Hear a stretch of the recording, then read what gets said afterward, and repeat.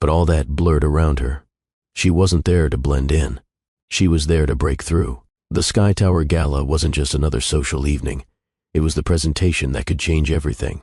Wayne Tech's eco-luxury skyscraper bid was the largest commercial interior design contract in the state, possibly the country. Landing it would secure her firm's legacy. She already had the stats, the portfolio, the vision. Hello, my amazing family. This is Dr. Phillips. Welcome to the place where love meets twilight, where every story glows with romance, mystery, and a touch of magic. If you've just joined, you're not just a follower. You're part of a journey that never fades with the sunset. Don't forget to like and subscribe to our channel, Love and Twilight. Now let's dive right in. What she didn't expect was him. She hadn't seen Roger Wayne in 3 years, but she remembered his voice like it was yesterday. She'd been attending a networking mixer in Manhattan, wearing her first ever silk pantsuit, all nerves and ambition, when she overheard him. She hadn't been eavesdropping. She'd simply walked by an open lounge door and paused when she heard the name of someone she admired. And then, no offense, I just don't date black women. Not my thing. I like what I like. Casual. Effortless. Like discussing menu options at a golf club. She hadn't flinched then. Not outwardly. But something inside her clenched, a quiet punch to the chest. Not because she needed his approval, but because of what it represented. Men like him, powerful, polished, broadcast into the world as the faces of progress, still saw women like her as boxes not to be checked. And now, she smirked. Now she was on tonight's finalist list, the one everyone whispered about, the one whose work had captured imaginations from coast to coast. What she didn't know until an hour ago was that he would be here too.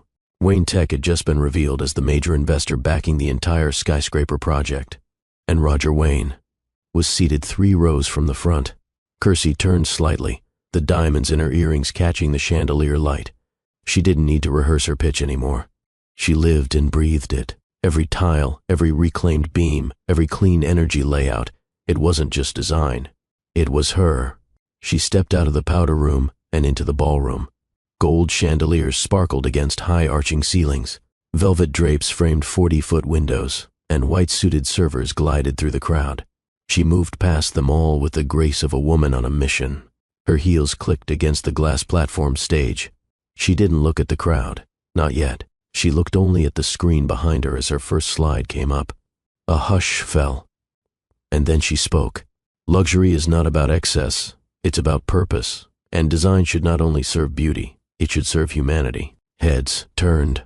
Pens paused.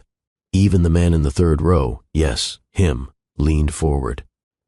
As she continued, confidence coated every word. Her voice didn't shake. Her hands didn't falter. She spoke of material innovation, of recycled glass tiles inspired by river, pebbles, of heating systems that adjusted based on occupancy and sunlight. Her designs weren't just smart, they were soulful.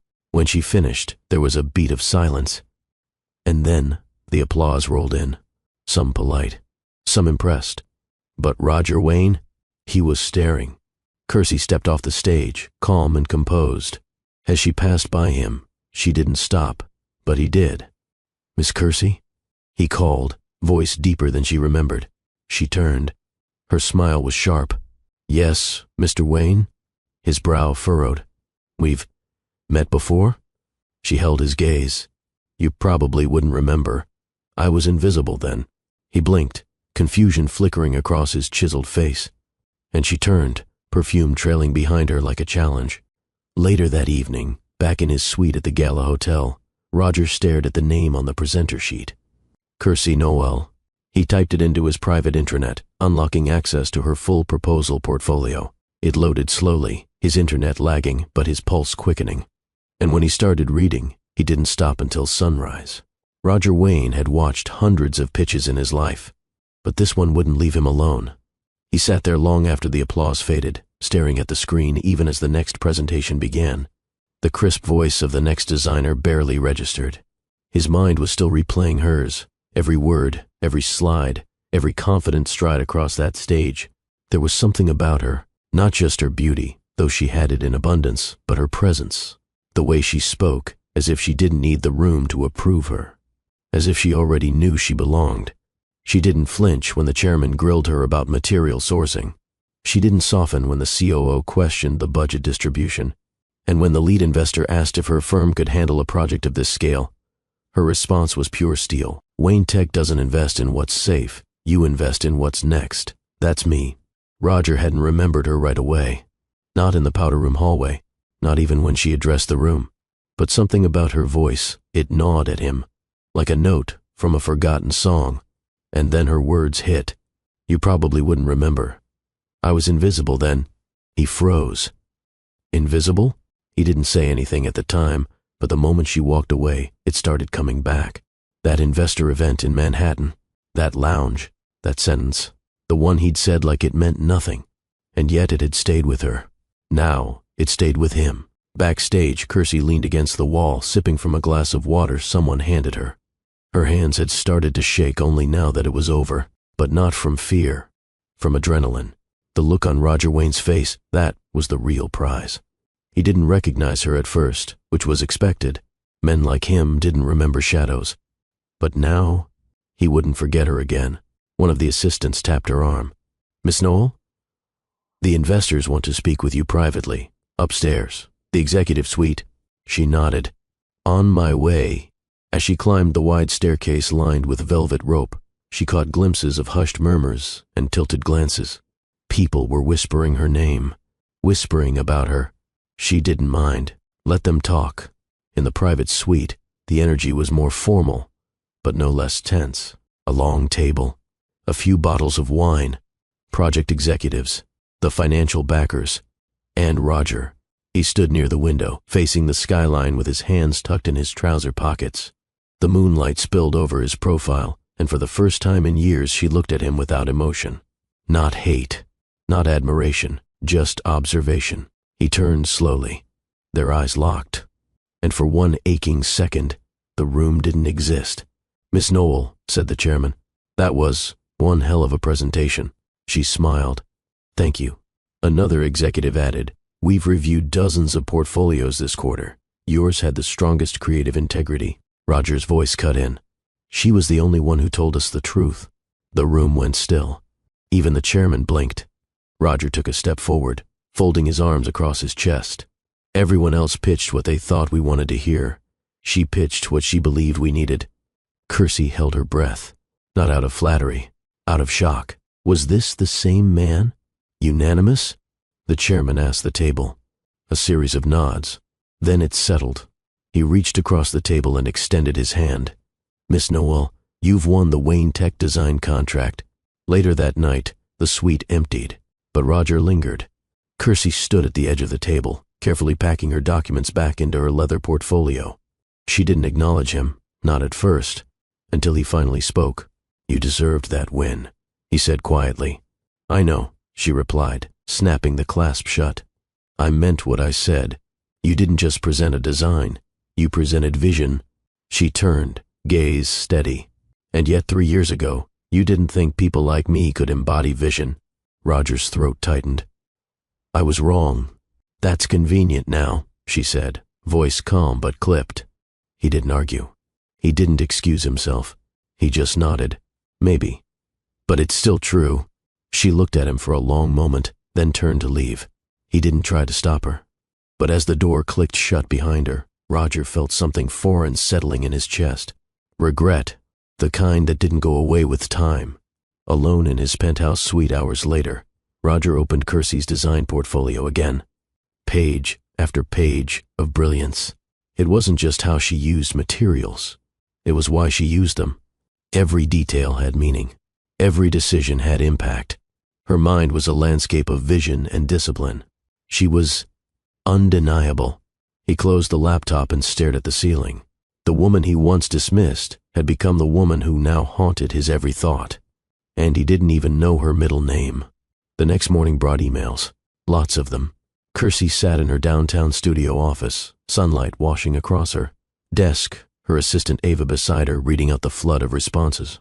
7 new project requests, 3 interviews, 2 speaking engagements, 1 offer to do a TED-style talk at UCLA's architecture department. Kersey didn't blink. She simply sipped her espresso. Anything from Wayne Tech? She asked casually. though her fingers paused above her keyboard. Ava checked the list. Yes. One calendar request. Weekly site meetings begin next week, Monday at 9. Site location, Sky Tower, 40th floor, West Wing Conference Room. Assigned liaison, Roger Wayne. Kersey's brows lifted ever so slightly. He's the liaison? Apparently, Ava replied. Should I respond? Kersey took another sip of her coffee. No, let him wait. That Monday, she arrived 5 minutes early. The construction site hummed with soft drills and distant hammering. Concrete dust lingered in the air, but the glass elevators and freshly installed Art Deco lobby suggested something magnificent was on its way. She entered the 40th floor conference room with her tablet in hand. Already seated at the end of the long table, wearing another midnight black suit, was Roger Wayne. He stood immediately. Miss Noel. She gave a polite nod. Mr. Wayne. For a moment, neither moved. Then she walked to the opposite end of the table and sat down, placing her device on the glass surface with precision. Roger cleared his throat. I hope the project timeline meets your expectations. It does, she said, though some changes will need to be made. I prefer creative over corporate pacing. He smirked lightly. I'll keep that in mind. She glanced up. You'll need to do more than keep it in mind. You'll need to trust it. He sat down, folding his hands. Understood. They reviewed blueprints, discussed structural timelines, material drop schedules, elevation modifications. She kept it professional. Cool, assertive, but every now and then, their hands would graze while sliding documents across the table. And every time it happened, they both paused. It wasn't romance. Not yet. But something unspoken was beginning to form. By week 3, the meetings no longer started exactly on time because they were too busy arguing. Not petty debates. Passionate battles over design philosophies. Kersey wanted natural bamboo for the rooftop lounge floors. Roger argued for luxury-engineered wood panels. I get the eco-vision, he said, but we can't sacrifice elegance. Elegance doesn't require exploitation, she fired back. And you said you hired me for my vision. He leaned forward, brows narrowing slightly. I did. But I'm still the client. Her eyes locked with his. And I'm not a decorator. I'm the visionary. Silence. And then, he laughed, low and genuine. I've never met anyone who talks to me like that. Maybe that's the problem, she said, standing to gather her papers. Too many people bow, not enough stand. She didn't wait for a reply. Later that evening, Roger stood in the project's model gallery, alone. He stared at the 3D render of the 40th floor Sky Lounge, thinking about her bamboo floors. How she spoke about environmental responsibility, like it was sacred. How her eyes lit up when she talked about what mattered, not just what looked good. He wasn't used to this. To being challenged. To being seen. She didn't defer to him. And strangely, that made him crave her more. Not just physically, but intellectually. The next meeting, he brought coffee. Black, no sugar. Just how she liked it. He slid it across the table before saying a word. Kersey raised an eyebrow. What's this? You once told Ava you only function with caffeine before 10. I figured I'd try not being the problem today. She stared at the cup, then at him. And for the first time since that gala night, she smiled. A real one. Small, but unmistakable. Later that day, they reviewed the lighting schematic. Her fingers brushed his again. Longer this time. He didn't pull back. Neither did she. Their eyes met. And that unspoken thing between them? It sparked, not loud, not blazing, but real. Something was changing. And for the first time in his life, Roger didn't want to stop it. The contract landed on her desk like a challenge wrapped in gold. Kersey scanned the cover page, Wayne Tech Skyline Project, final execution copy. Her firm's name was printed in bold beneath it. She exhaled slowly. This wasn't just another contract. It was the largest design project of her career. She leaned back in her leather chair, tapping her pen against the edge of her desk. Her team stood outside her glass office, pretending not to stare, pretending not to celebrate too soon. She signed it. With a black Mont Blanc ink pen Roger had gifted her for luck a week earlier. And when she slid the document back into the envelope, she allowed herself a moment to smile. Not for Wayne Tech, not for the world, but for herself. The next morning, headlines appeared. Woman-led firm secures state's biggest interior design contract. Kirstie Noel outdesigns legacy firms in major Wainetech bid. She didn't bother reading the full articles. She had floors to design and deadlines to meet. But the buzz was loud, too loud to ignore. By the end of the day, 3 rival firms had publicly questioned the selection process. One claimed favoritism, another implied bias for diversity optics, and a third flat-out accused Wainetech of discarding veteran partnerships. Kirstie didn't respond, but Roger did. That night, a press statement hit every business outlet. We selected Kirstie Noel's firm not because of optics, but because of outcome. Her designs are the future, and we don't negotiate with the past. Roger Wayne, CEO Kirstie, read it twice, then once more, slower. He didn't have to say it, but he did. And that, whether she admitted it or not, meant something. A few days later, she met Roger in the private elevator to the Sky Tower construction site. Just the two of them. No words at first. Only the hum of the elevator rising floor after floor. Then, quietly, she asked, "You didn't owe me that press defense." He turned, looking directly at her. "I didn't do it for you." "Oh, I did it for the truth," he said. "And maybe for the version of me that needed to say it out loud." The elevator doors opened. She stepped out without another word. But her expression? A hint of acknowledgement. The project consumed them. Site visits, team reviews, material checks, budget revisions. Each day blurred into the next, but the tension between them never dulled. Sometimes it was subtle. A glance held a second too long. Other times, it was sharp, verbal battles over stone textures or lighting geometry that made the interns hold their breath. Kirstie worked like she had something to prove. Roger watched like he wanted to understand the fire that fueled her. And though nothing had been said outright, everyone on site knew something was building. On a Thursday evening, they reviewed final renderings in the glass-walled mezzanine overlooking the open lobby. Her laptop was open between them, the latest 3D layout glowing on screen. He leaned in. "That archway, you widened it?" She nodded. "Guests need to feel welcomed before they're impressed. You design like an empath." "I design like someone who's been shut out of too many rooms." Roger didn't respond, because that line, it pierced, not just because of what it revealed about her, but because it held a mirror to who he had once been. The wind howled through the open beams above them. Kirstie reached for a sample board, and her hand brushed against his. Again, only this time, she didn't pull back. Neither did he. They just stood there, connected at the fingertips, while the world outside rattled with construction noise. And for once, neither had anything to say. The next morning, Roger showed up with 2 hard hats and a surprise visit to the rooftop space. "No press, no investors," he said. "Just you, me, and the sky." She followed, half curious, half skeptical. At the top, the sun was just starting to dip, throwing soft orange light across.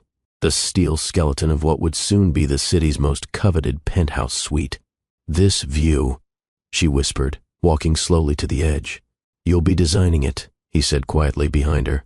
"I thought it deserved a moment." She turned. "You're not what I expected." "Neither are you," he replied. Then added, "Thank God." By the 5th week, the 40th floor conference room had become a battlefield, not a hostile one, but charged. Kirstie arrived each morning in neutral-toned power suits and heels that echoed through the marble corridor. Roger was always already there, nursing his second espresso, sleeves rolled up, collar slightly loosened. They didn't make small talk anymore. They challenged each other. Every decision sparked a conversation, and every conversation sparked something else. Today was no different. Kirstie stood by the panoramic window, her tablet in hand, presenting a revised layout for the West Atrium lobby. Roger circled the table, arms crossed, gaze intense. "You want to replace the custom brass fixtures with hand-cut matte bronze?" he asked. "Yes," she replied flatly. "Brass reflects heat, bronze absorbs it. Also, it's softer, more grounded." He raised an eyebrow. "Grounded doesn't sell penthouse units." She met his stare. "Luxury isn't just for the eyes, it's for the soul. When people walk into that lobby, I want them to feel safe, warm, not intimidated." Roger's jaw tensed, then relaxed. "You really believe design can do that?" "I don't believe it," she said, stepping closer. "I know it." Silence, not awkward, just thick. They were close now, closer than they'd ever stood in this room. He could smell the faint jasmine on her skin again. She could feel the warmth radiating from his body, even with space between them. But neither moved, until Ava knocked on the glass door. "Sorry, construction lead on the phone. Needs urgent approval." Kersey stepped back. Roger blinked, breaking the moment. She nodded once and turned, walking out without another word. That afternoon, the team broke early. Kersey stayed behind, redlining elevation diagrams. Roger lingered too. He walked over, a blueprint tube in hand. "Got 5 minutes?" She glanced up. "Depends. Are you asking or commanding?" He smiled. "Just asking." She set the pen down. "Then you have 4. He unrolled a sheet between them. This is your revised layout for the rooftop garden, right?" She nodded. He pointed. "This curved bench design. It's elegant, but it only seats 6. Intentionally," she replied. "It's meant to encourage stillness, small conversations, reflection. Most clients want space for events. I don't design for noise. I design for connection." He studied her. "You don't compromise easily." "No," she said. "Do you?" "Not often," he admitted. "But lately, I've been reconsidering what I thought was non-negotiable." He said it slowly, deliberately. Their eyes locked. That now familiar current passed between them again, like gravity rearranging itself around one shared space. The tension wasn't spoken about, but it hung in every unfinished corridor, every late-night edit, every silence that said more than words ever could. Kersey wasn't used to this kind of distraction. Roger wasn't used to wanting someone for more than a moment. And yet, here they were, drawn. A week later, during a site walkthrough, the floor shook slightly from machinery overhead. Kersey instinctively stumbled back. Roger caught her by the arm. Firm, protective, their bodies aligned in one sharp breath. They stared. Neither let go. Not immediately, and when he finally did, his fingertips lingered just 1 second too long. Later that evening, she returned to her office, flustered. She threw her bag on the couch and stood by the window, watching headlights blur across the city. A part of her wanted to shut the door on it. Whatever this was, but another part, the part that remembered how he used to speak, the part that still held the echo of his old words, wanted to see how far he'd come, not just to test him, but to see if change was possible. For a man like him, for a story like theirs. Meanwhile, Roger sat in his car outside the building, engine off, city humming around him. He stared at the dashboard, hands gripping the wheel. There were things he wanted to say, things he was afraid would come out all wrong. He wasn't the same man from 3 years ago, but he didn't know if she'd ever believe it. The elevator doors opened with a soft chime. Kersey stepped inside, arms filled with material samples, swatches of fabric, stone tiles, lighting textures. She pressed the button for the 40th floor, exhaling as the doors slid shut. The ride had become routine, but today, the tension in her chest wasn't about design. It was about him, Roger Wayne, the man who once said women like her weren't his type, now stared at her like she was the only truth he'd ever known. She leaned against the elevator wall, pulse betraying her calm. She was used to working under pressure, but this was pressure of a different kind. This was emotional tension wrapped in attraction. On the 40th floor, he waited, suit crisp, tie loose, a faint shadow of fatigue under his eyes, like he hadn't been sleeping well. He hadn't. He didn't say anything when she walked in, just watched her glide across the room, her heels tapping lightly against the polished floor. "Good morning," she said. His response was slower. "It is now." She looked at him. The words hung in the air, not playful, not teasing, just honest. He cleared his throat and turned to the table. The engineers finalized the structural analysis for the Sky Lounge terrace. They've greenlit the weight distribution. You'll get your infinity edge pool. She moved beside him, scanning the layout. "I told you it would work." "I never doubted you," he replied. She tilted her head. "That's new." He smiled faintly. "Maybe I'm learning." They worked through sketches and blueprints, but something had shifted.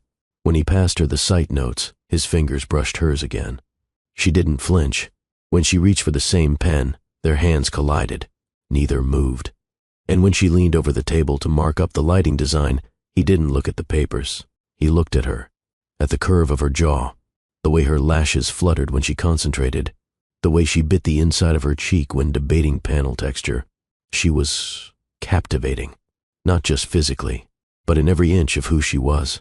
And for a man who once reduced women to preferences and appearances, this woman had shattered every shallow filter he used to live behind. "Roger," she said softly, not looking up. He blinked. "Yeah?" "Stop staring." His voice lowered. "Can't help it." She turned, finally meeting his gaze. And that moment, that charged silence, spoke louder than any flirtation. It was acknowledgement. Mutual. Inevitable. He wasn't hiding his interest anymore. And she wasn't denying hers. Later, during a site walkthrough, the construction lead asked them to review a new HVAC shaft being framed near the east wing.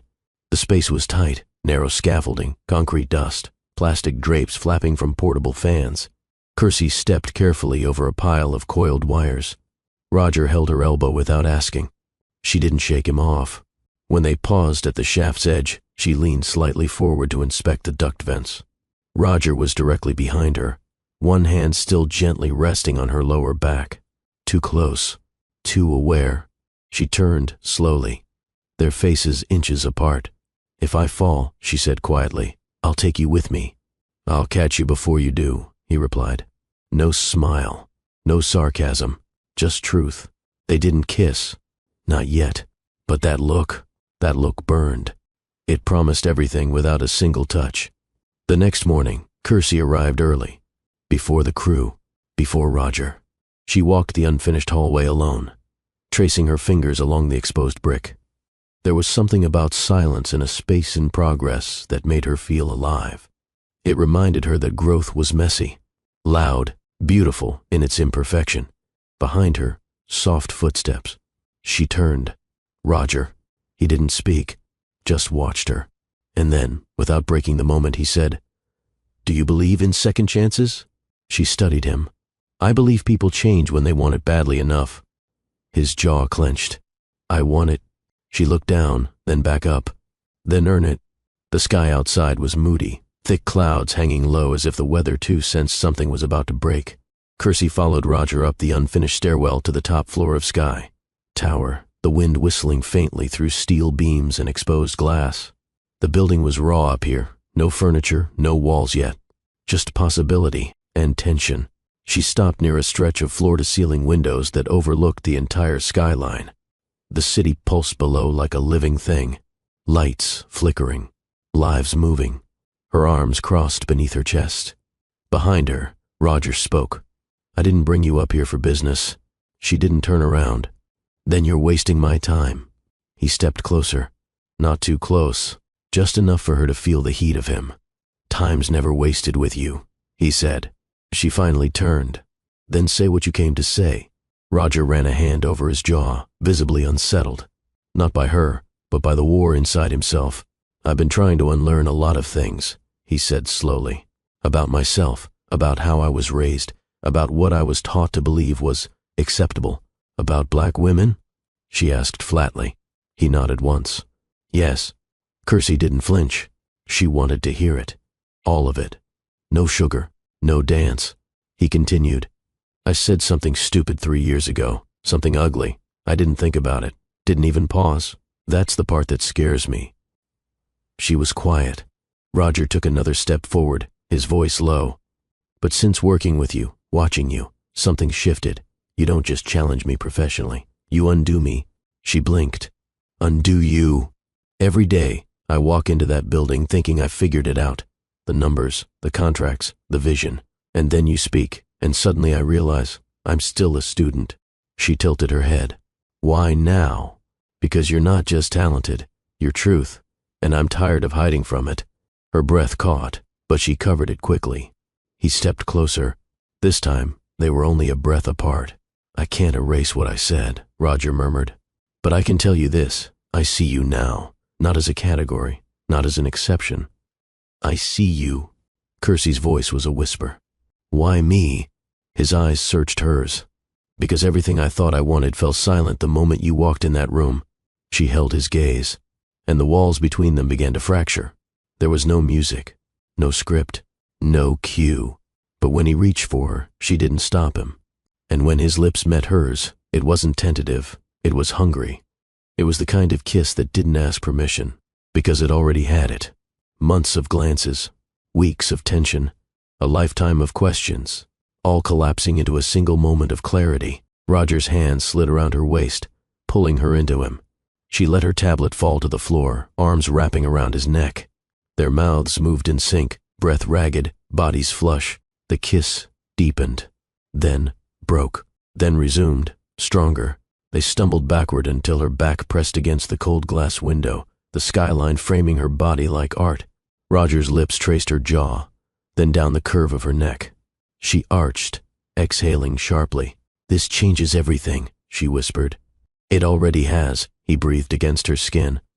He lifted her, effortlessly, set her on the unfinished marble counter against the opposite wall, her legs wrapped around his waist. The lines between restraint and need blurred fast. Her blazer dropped to the floor. His jacket followed, and the sound of her soft moan filled the empty space, echoing through concrete and steel. It wasn't about lust. It was about release, the kind only earned when two people decide to burn the past and build something else from the ash.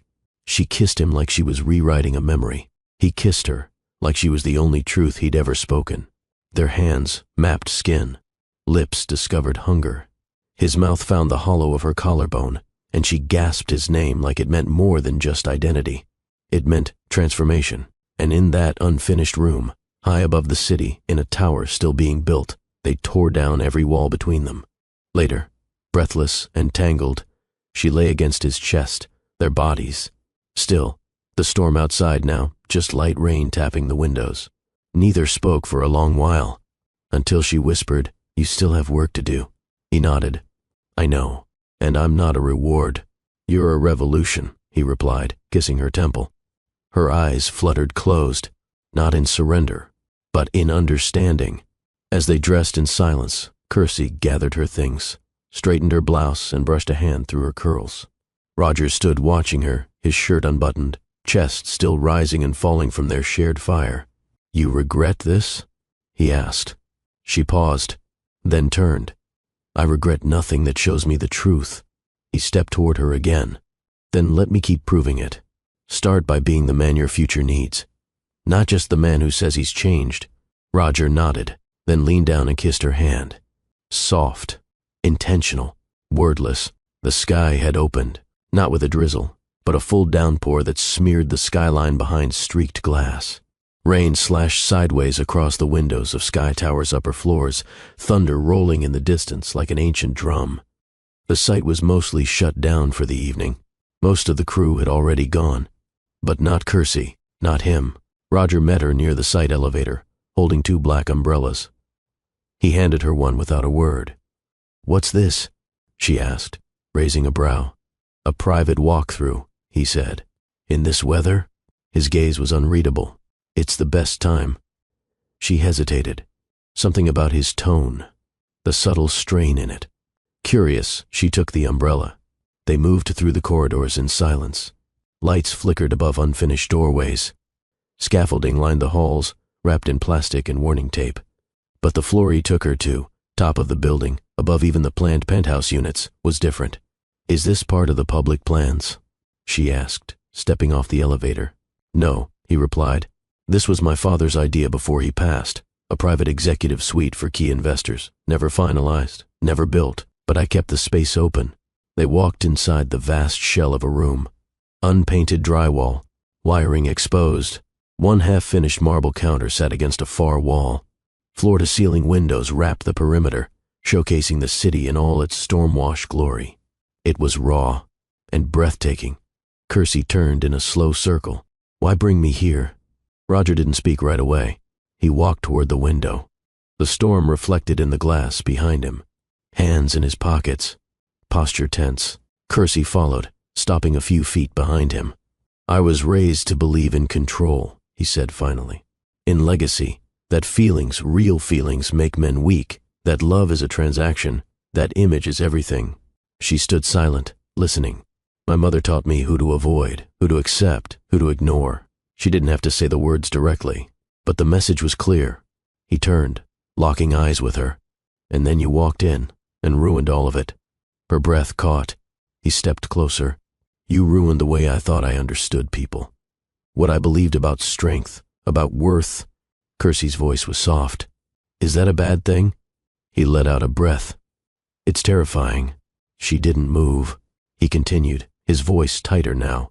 I used to be able to walk into a room and see categories, boxes. You don't fit into any of them. You confront them, every second. Her throat tightened. He stepped even closer. There's a war inside me, Kersey, between who I was and who I can't stop becoming around you. Her fingers curled at her sides. And I don't know how to win that war, he said. She took a step forward. Then maybe stop trying to win. Just let it change you. The tension between them was unbearable now. Not hostile, but intimate. He reached up slowly, brushing a damp curl away from her cheek. Her skin warmed under his touch. I want to, he said. Her eyes searched his. Then show me. His lips met hers before the last syllable left her mouth. And it wasn't tentative. It was hungry, earned, deep. Roger kissed her like he needed to erase a lifetime of silence. Like his redemption started at her mouth. Their bodies collided, months of restraint unraveling in one long, desperate breath. Kersey clutched his collar, tugging him closer as her back met the unfinished wall. Thunder rumbled outside as his hands traced the curve of her waist, grounding her in every way that mattered. She kissed him back. Harder, no hesitations, no second-guessing. Only heat, only connection. Their silhouettes moved against the dark glass, city lights blinking below as rain streamed across the windows. Her blouse wrinkled in his fists. His breath hitched as her lips found the hollow of his neck. He pulled back just enough to look at her. You okay? He asked, voice husky. Kersey nodded, chest heaving. But then she whispered, Don't stop. He didn't. Roger lifted her onto the marble counter, her legs wrapping around his waist with instinctive precision. Their lips met again, wetter now, deeper. Her hands slid beneath his shirt, fingers tracing along hard lines and warm skin. He groaned softly, deep and low, into her mouth. There was no music, no script, just skin. And thunder, and years of unspoken longing being rewritten with every touch. Kersey whispered into his ear, If you're not ready for this, stop now. Roger's response was a trail of kisses down her throat. I've been ready, he said. I just didn't know what for. The storm roared louder, as if matching their rhythm. She pulled him closer. He pushed into her warmth. It wasn't just physical. It was emotional combustion. His voice broke between kisses. You undo me. Her answer was a moan, soft, desperate, raw. And when he entered her, still fully dressed, soaked in rain, hands trembling, it wasn't clumsy or frantic. It was reverent, slow, purposeful. He worshipped every inch of her like she wasn't a conquest, but a cathedral. She clung to him like the world outside didn't deserve this moment. And maybe it didn't. When it was over, they stayed locked together, her head on his chest, his hand tangled in her hair, neither speaking, just breathing, letting the rain fall and the world blur. The silence in the car was anything but empty. Roger's fingers drummed against the steering wheel, his eyes flicking between the road and the woman in his passenger seat. Kersey sat with one leg crossed, window half cracked, the scent of rain and city light breeze weaving through her curls. Neither of them had said much since leaving the Sky Tower site. There was no need to. Their bodies had already spoken, loudly. But even so, something about this moment felt more intimate than the hour they'd just spent pressed together on unfinished marble. He glanced over. I know a place. She turned toward him, curious. Not that kind of place, he added, lips curling faintly. Just somewhere quiet. Kersey arched an eyebrow. You always drive your CO leads to secret locations after work? Only the ones who ruin my ability to sleep, he muttered. She smiled, just a little. That was all the confirmation he needed. He took a left onto a quieter street. His penthouse didn't scream wealth. It whispered it. Subtle lighting, clean, masculine furniture, warm wood and cool steel. Art that wasn't trying to impress anyone. Floor-to-ceiling windows opened up to the entire city skyline. But none of that registered when he opened the door for her. What did? The way he stepped aside, without words, letting her lead. You want a drink? He asked, tossing his keys into a ceramic bowl. She shook her head. "No, I want something real." Roger stopped, and then said, "Follow me." He led her into a bedroom designed for comfort, not conquest. Dark walls, a low bed, no unnecessary extravagance. She took it in slowly. "This doesn't look like a room meant to impress," she said. "It's not." He turned to face her. "It's where I stop performing." Kersey stepped forward. "Then stop." Roger inhaled sharply, and when she reached up to loosen his tie, he let her. They didn't rush, no tearing at clothes, no desperate groping, just slow, intentional unwrapping, a layer at a time. His shirt hit the floor. Her heels followed. Their hands mapped each other again, not just for lust but for memory, for clarity, for confirmation that this wasn't an accident. This was a shift, a surrender. On the bed she lay back, eyes fixed on his. "Show me," she whispered. He did. Roger worshipped her like she was rare silk. He started with her fingers, tracing the lines of her palm, then her wrist, then up her arm, kissing every inch. She arched into him as he lowered himself down. His mouth hovered over her breast, breath warm, gaze locked. "You're not furniture in a fantasy," he murmured. "I know," she replied, "but say it anyway." He kissed her chest, over her heart. "You're not a body to conquer. You're the standard." She closed her eyes and let herself be seen. He explored her like time didn't matter. His lips moved lower. He didn't just kiss her thighs. He listened to them, responded to every quiver, every intake of breath, until she gripped the sheets and called his name in a way that made him exhale with need. Then he came up slowly and slid inside her, not with force, but with reverence. Her gasp met his groan in a rhythm that belonged to no one else. They moved like they'd done this before, but knew they'd never done it this way, with intention. She wrapped around him, not to pull him closer, but to anchor him. And when their pace slowed, when the tension broke, when her body stilled beneath him, he didn't collapse. He stayed. Inside her, around her, with her. They didn't speak for several minutes, just held each other in the glow of the quiet room. Then Kersey murmured, "You make it hard to pretend you're still the same man." Roger let out a breath. "I'm not, but I'm also not finished becoming the one I should have been all along." She looked up at him. "Then don't stop now." Later, wrapped in a throw blanket, she sat on the edge of his couch as he brought her a glass of water. "I don't usually do this," she said. "Stay over?" "No. Let down my guard." He knelt in front of her, gently brushing a thumb across her knee. "Then don't call it letting down. Call it letting in." Her throat tightened. "You think you're ready for me, Roger?" He didn't flinch. "I think I've never been ready for anyone. Until you—" Kersey leaned in and kissed his forehead. Soft, almost mothering, and yet deeply rooted in trust. That night, they didn't touch again. They simply laid side by side, breathing, rebuilding, learning how to rest in each other without defense. The storm had stopped outside, but inside them, something else had just begun. They arrived at the morning meeting 5 minutes apart. Kersey stepped into the 40th floor conference room wearing a sharp cream blazer and black tailored trousers. Her curls were pulled into a sleek knot. Confident, composed, untouchable. Roger entered just as she sat down, navy suit crisp, jaw tighter than usual, a small smile tugging at the edge of his mouth. They didn't greet each other. They didn't have to. But the tension in the room was different now. Not new, just changed.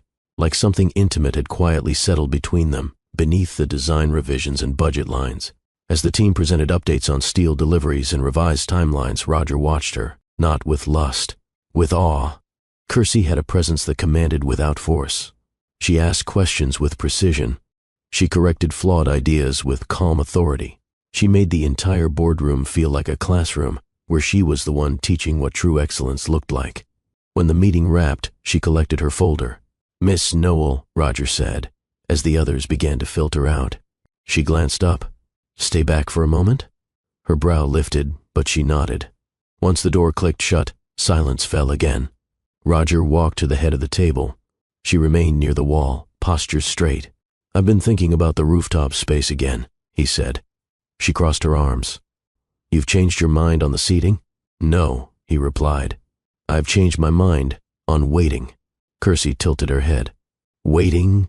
He moved toward her slowly, gaze serious. Waiting to say what I've been carrying. She didn't move. He stopped inches away. I think about you all the time. In meetings, in elevators, when I try to sleep. I keep replaying every time you've challenged me. Every time you walked away instead of giving in. Her throat tightened. I don't want to pretend anymore, Roger said.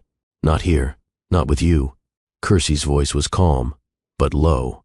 You think this is the right place for that? He stepped even closer. This isn't about place, it's about timing. And mine's been wrong for too long. She should have pushed back, told him to stay professional, reminded him where they were. But when he touched her face, just once, gently, her body leaned in before her logic could argue. His lips met hers, and this time, it wasn't desperate. It was deliberate. He kissed her like she was fragile but unbreakable. His hand slid around her waist, pulling her against him. She melted into him, fingers finding the edges of his shirt, curling against the tension in his chest. It was quiet, intimate, dangerous, because it wasn't rushed. It was real. Roger, she whispered, pulling back slightly, breath shallow. This changes everything. I want it to. That evening they skipped the penthouse. They didn't need wine or skyline views. They needed honesty. They needed each other. Back at his place, the door barely closed before their hands found familiar places. She stripped her blazer without breaking the kiss. He peeled her blouse with a reverence that made her gasp. She pressed her body against his in the hallway, back against the wall, lips on his neck, hands dragging his belt loose. They made it to the bedroom this time. But it wasn't about the bed.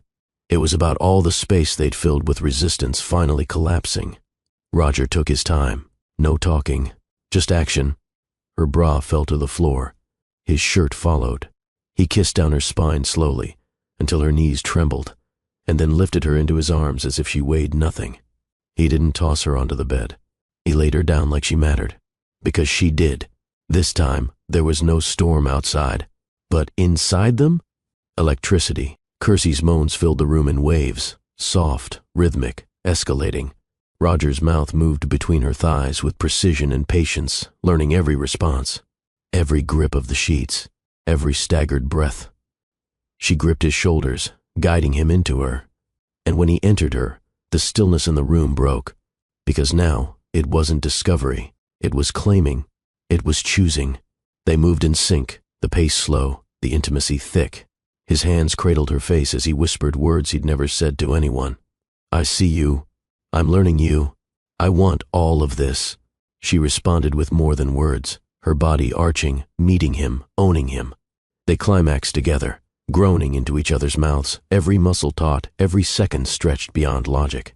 And when it ended, they stayed close. Not because of fatigue, because of safety. They lay on their sides, legs tangled, breathing in tandem. Roger brushed his lips across her shoulder. Kersey whispered, You keep doing that. I might think this is real. He smiled against her skin. It is. She turned to face him, her fingers tracing his chest. I'm not fragile, Roger. I know. But I've been dropped before. He met her eyes. Then I'll hold you like you've never been dropped. Only discovered. She didn't reply, but her hand on his chest stayed, until sleep took them both. And for the first time in a long time, neither of them dreamed alone. Letitia Wayne did not wait to be invited. She arrived at Roger's penthouse at 7:01 a.m. sharp, dressed in a gray wool coat, pearl studs in her ears, and a stare that could still freeze her son mid-sentence. The doorman had barely nodded before she stepped into the elevator without announcing herself. She didn't believe in warning shots. She believed in order. When Roger opened the door, hair tousled, still in a cotton t-shirt, his face tensed the moment he saw her. Mother, you've been avoiding my calls, she said, brushing past him like she owned the place. I've been busy. She gave a single laugh. It wasn't pleasant. Busy entertaining the woman who's causing quite the stir in our circle. Roger closed the door behind her. If you came here to insult someone who isn't in the room, don't. Letitia turned slowly, setting her gloves on the console.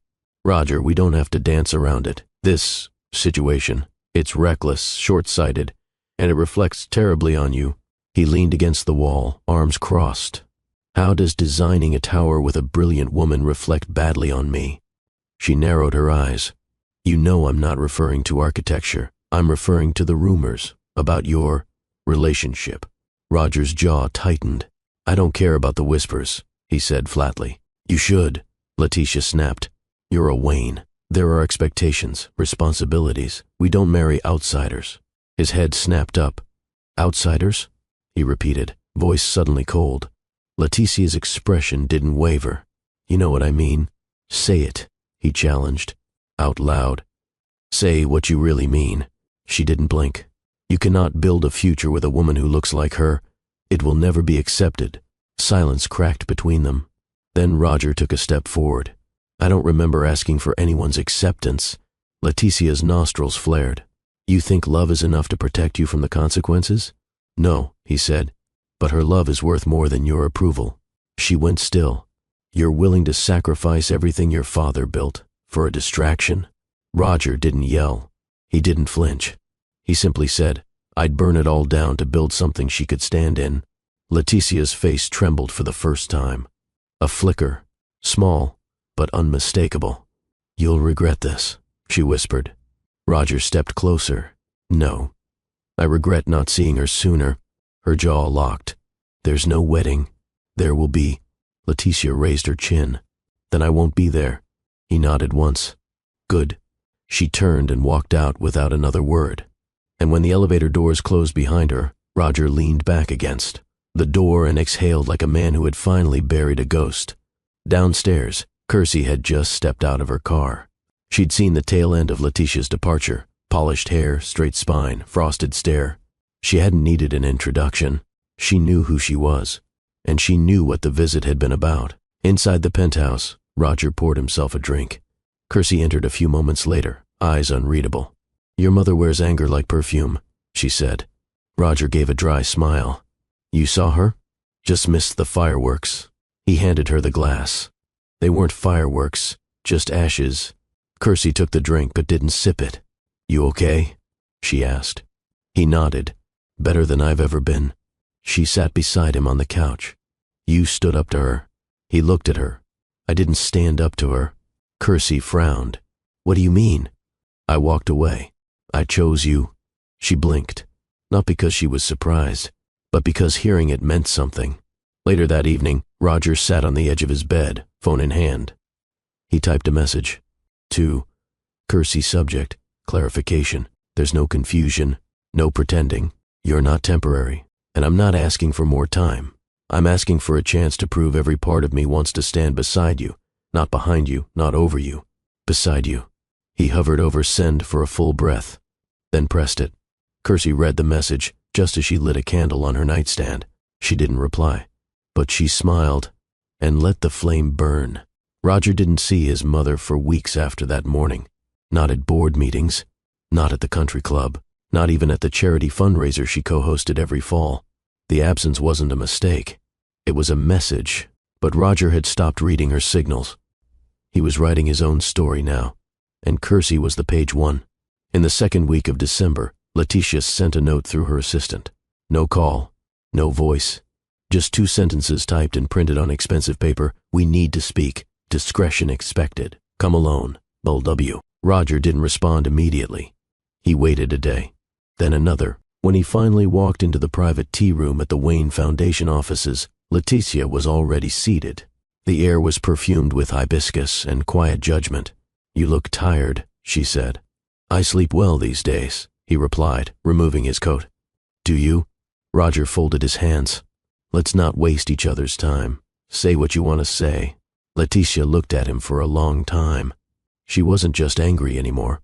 She was unnerved. I raised you to be strategic, she said. To preserve what your father built. To make decisions that protect the name you carry. Roger didn't move. And I've decided that name means nothing if it comes at the expense of my integrity. Letitia's teacup clinked gently as she set it down. You're planning to propose, aren't you? Roger said nothing. That was enough. She leaned forward. Roger, you're throwing away a life of privilege for a woman who will always have to explain herself in rooms built by men like us. No, he said quietly. I'm building new rooms. With her.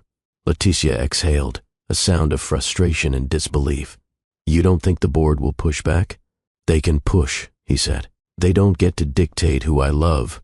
Her expression cracked for a split second. Then she composed herself. So you'll do this without your family's blessing? Roger stood, slipping on his coat. There are blessings I value more. He turned to leave. Leticia's voice stopped him. If you walk out now, there's no coming back. He paused, then looked over his shoulder. I'm not walking out. I'm walking towards something better. He left her sitting there, pearls stiff around her neck, legacy clutched in her trembling hands. That evening, Kirsty stood on the rooftop of her studio building, wind teasing her curls as she looked over the glowing city. She knew the conversation had happened. She didn't need details. Roger joined her minutes later, wrapping his coat around her shoulders without asking. How bad? She asked softly. Final, he replied. She turned to him. You sure? He cupped her face gently. I've never been more sure of anything. She smiled, a small flicker of pride in her eyes. Then let's keep going. He kissed her forehead, and they watched the city in silence, two hearts louder than all the traffic below. Later that week, during a late meeting on the 38th floor, one of the junior architects whispered to her colleague, she's the one. The woman he changed for. Kirsty heard it, and didn't correct her, because it wasn't about changing for her. It was about becoming for himself, and she had simply held the mirror. The magazine cover didn't just trend. It stopped traffic. Architectural Grace, January, featured Kirsty Noel, the woman who reimagined the skyline and refused to shrink. There she stood, 8 months pregnant, wrapped in a shimmering gold gown that hugged every curve. Her arms were gently positioned behind her back, her chin lifted slightly, eyes calm, not defiant, not inviting, commanding. She wasn't smiling. She didn't need to. The image spoke louder than words. I built this. I am this. The features spread across pages like scripture. No one focused on her relationship status. Not first, not even second. They talked about her design innovations, her sustainability philosophy, the fact that she'd incorporated Afrocentric elements into a billion-dollar structure without once asking for permission.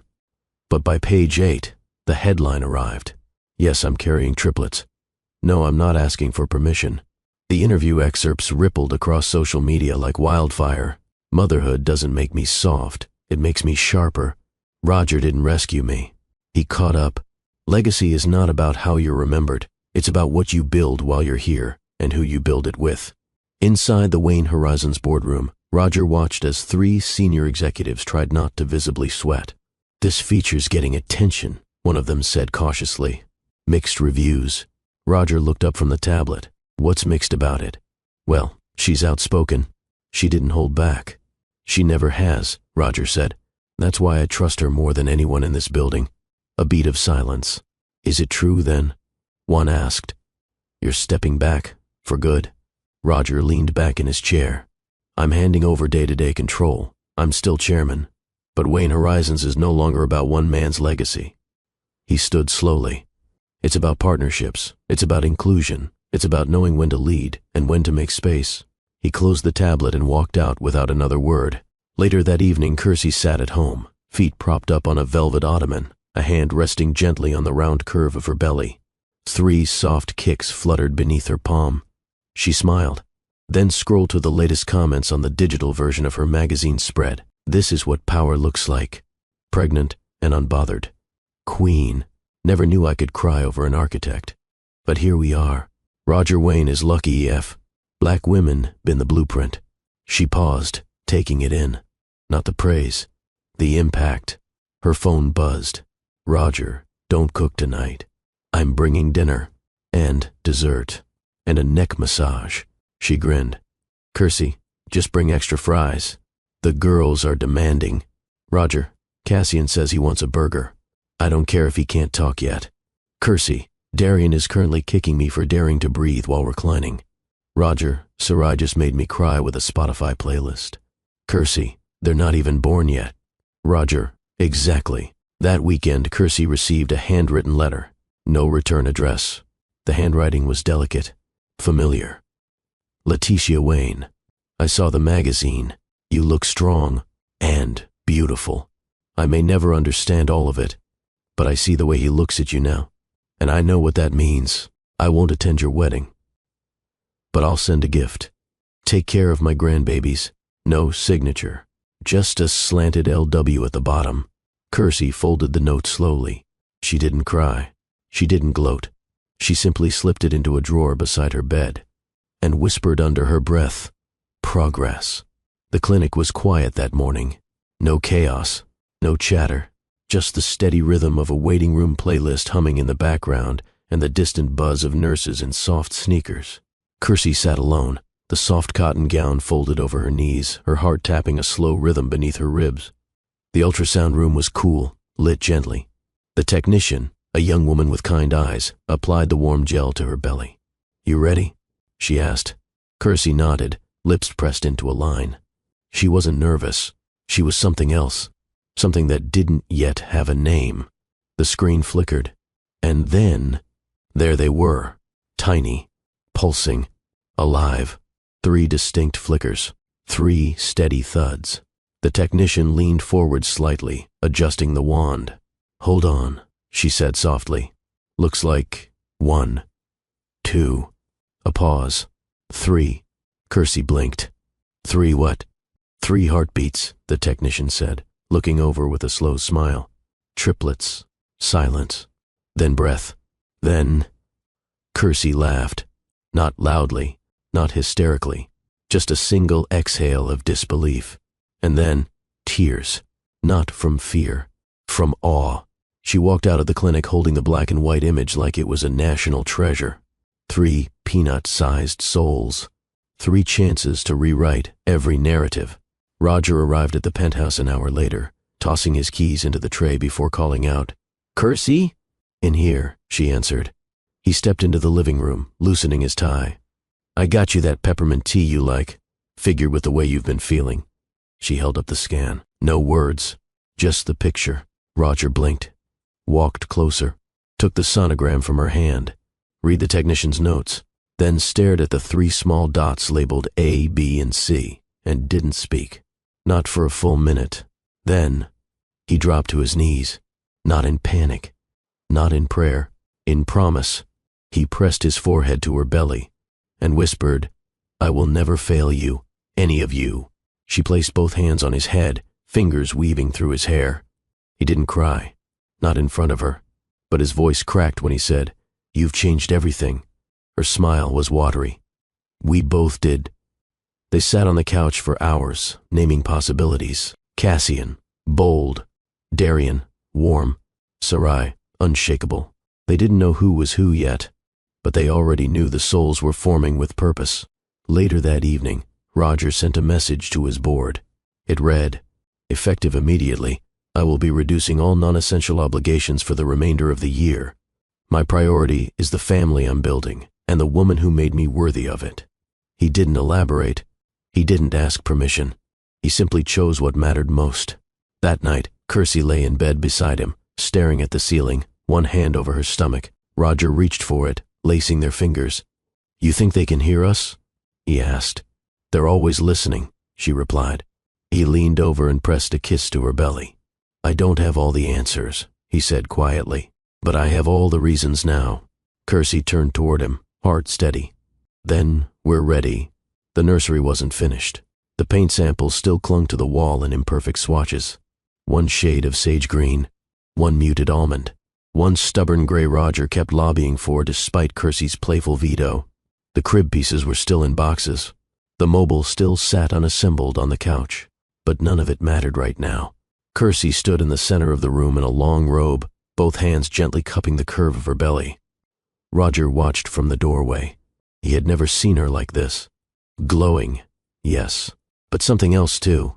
Powerful, grounded, monumental. "Come in," she said, not turning. He stepped inside slowly. "The contractor says we'll have the ceiling done by next week," he offered. Kersey hummed. "They're not waiting for the ceiling." She turned to face him, eyes steady, but a little softer than usual. "They move differently now," she said. "Like they're aware, like they're listening." Roger stepped closer, then dropped to one knee. Not for romance, not for ceremony, for devotion. He pressed both hands on either side of her stomach and rested his forehead gently against the swell. "Hey," he whispered, voice breaking. "It's me." Kersey's hand stroked the top of his head, cradling him. Roger didn't rush. He stayed there, breathing them in, speaking low. "You don't know me yet," he said, "but I know you, and I promise this. There won't be a day in your life where you'll have to wonder if you were wanted." He kissed the bump. "Not a moment where you'll have to prove your worth to anyone. You were born valuable." Another kiss. To the world. To her. To me. His voice dropped to a whisper. "I don't care if I build 1,000 towers. If I don't build a safe world for you, I've built nothing." Kersey watched him. The man who once scoffed at the idea of loving someone who looked like her, now on his knees before the children they made together. Not with guilt, but with grace. Later that evening, he pulled her into his lap on the couch, both of them, wrapped in a blanket as the rain pattered softly against the windows. She rested her head on his shoulder, eyes closed. "You're not who I met," she whispered. "No," he murmured. "I'm not." She lifted her head slightly. "But you're who I needed." His grip tightened around her, and for the first time in his life, he felt complete. Not because he had everything, but because he knew what he never wanted to lose. Later that week, they attended a prenatal class. Roger took notes, actual notes, asked questions, held her water bottle between discussions like it was a sacred item. When the instructor passed around practice dolls, he cradled his like it was glass. One of the other fathers chuckled. "First-timer?" Roger smiled. "Triplets." The room gasped. Someone asked if he was scared. Roger looked over at Kersey, then back at them. "I was," he said. "But then I met their mother." That night, in bed, Kersey whispered, "You're going to be a good father." He kissed her forehead. "No," he replied. "I'm going to be the best student. You're already the teacher." She laughed into his chest. Not because it was funny, because it was true. The power had gone out for just a moment. A windstorm rolled through the city, knocking branches against windows and chasing clouds across the moon. Inside the penthouse, the lights flickered once, then returned, softer this time, like even the house had learned to whisper around her growing body. Kersey lay on her side in bed, propped up by 4 pillows, one hand cradling the curve of her stomach.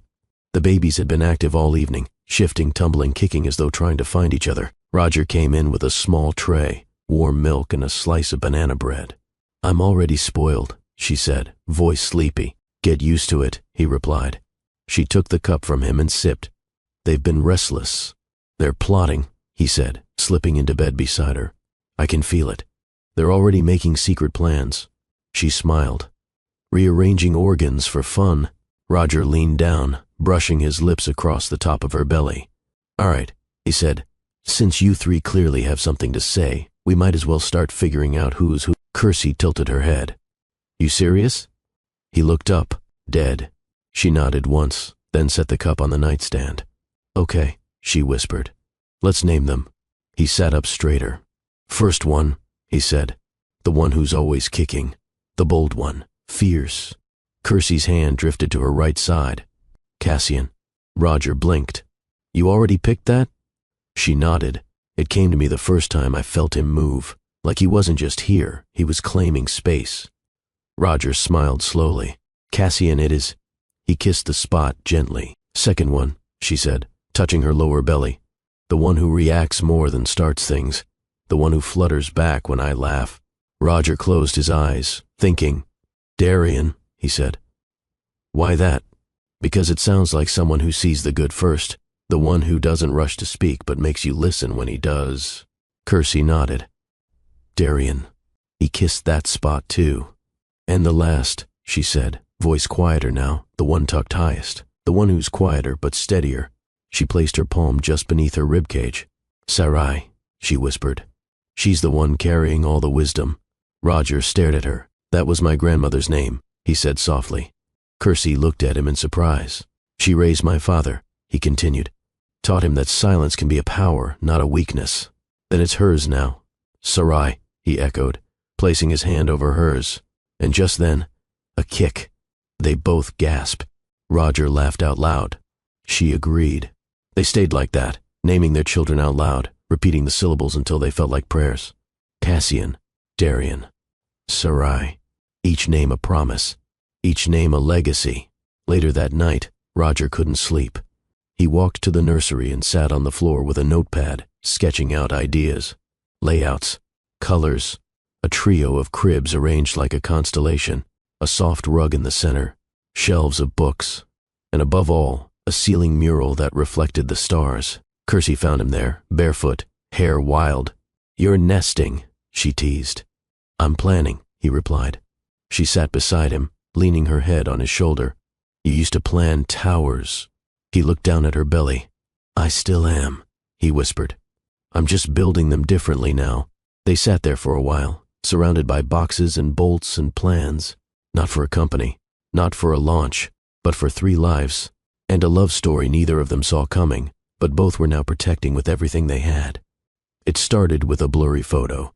Roger's arm wrapped protectively around Kersey's waist as they exited a prenatal appointment. Her hand rested over her rounded belly, the soft drape of her maternity dress making it unmistakable. Wayne Tech heir expecting, with her? Inside Roger Wayne's secret life, and the woman changing it all. By noon, 6 major outlets had picked it up. By evening, it was trending globally.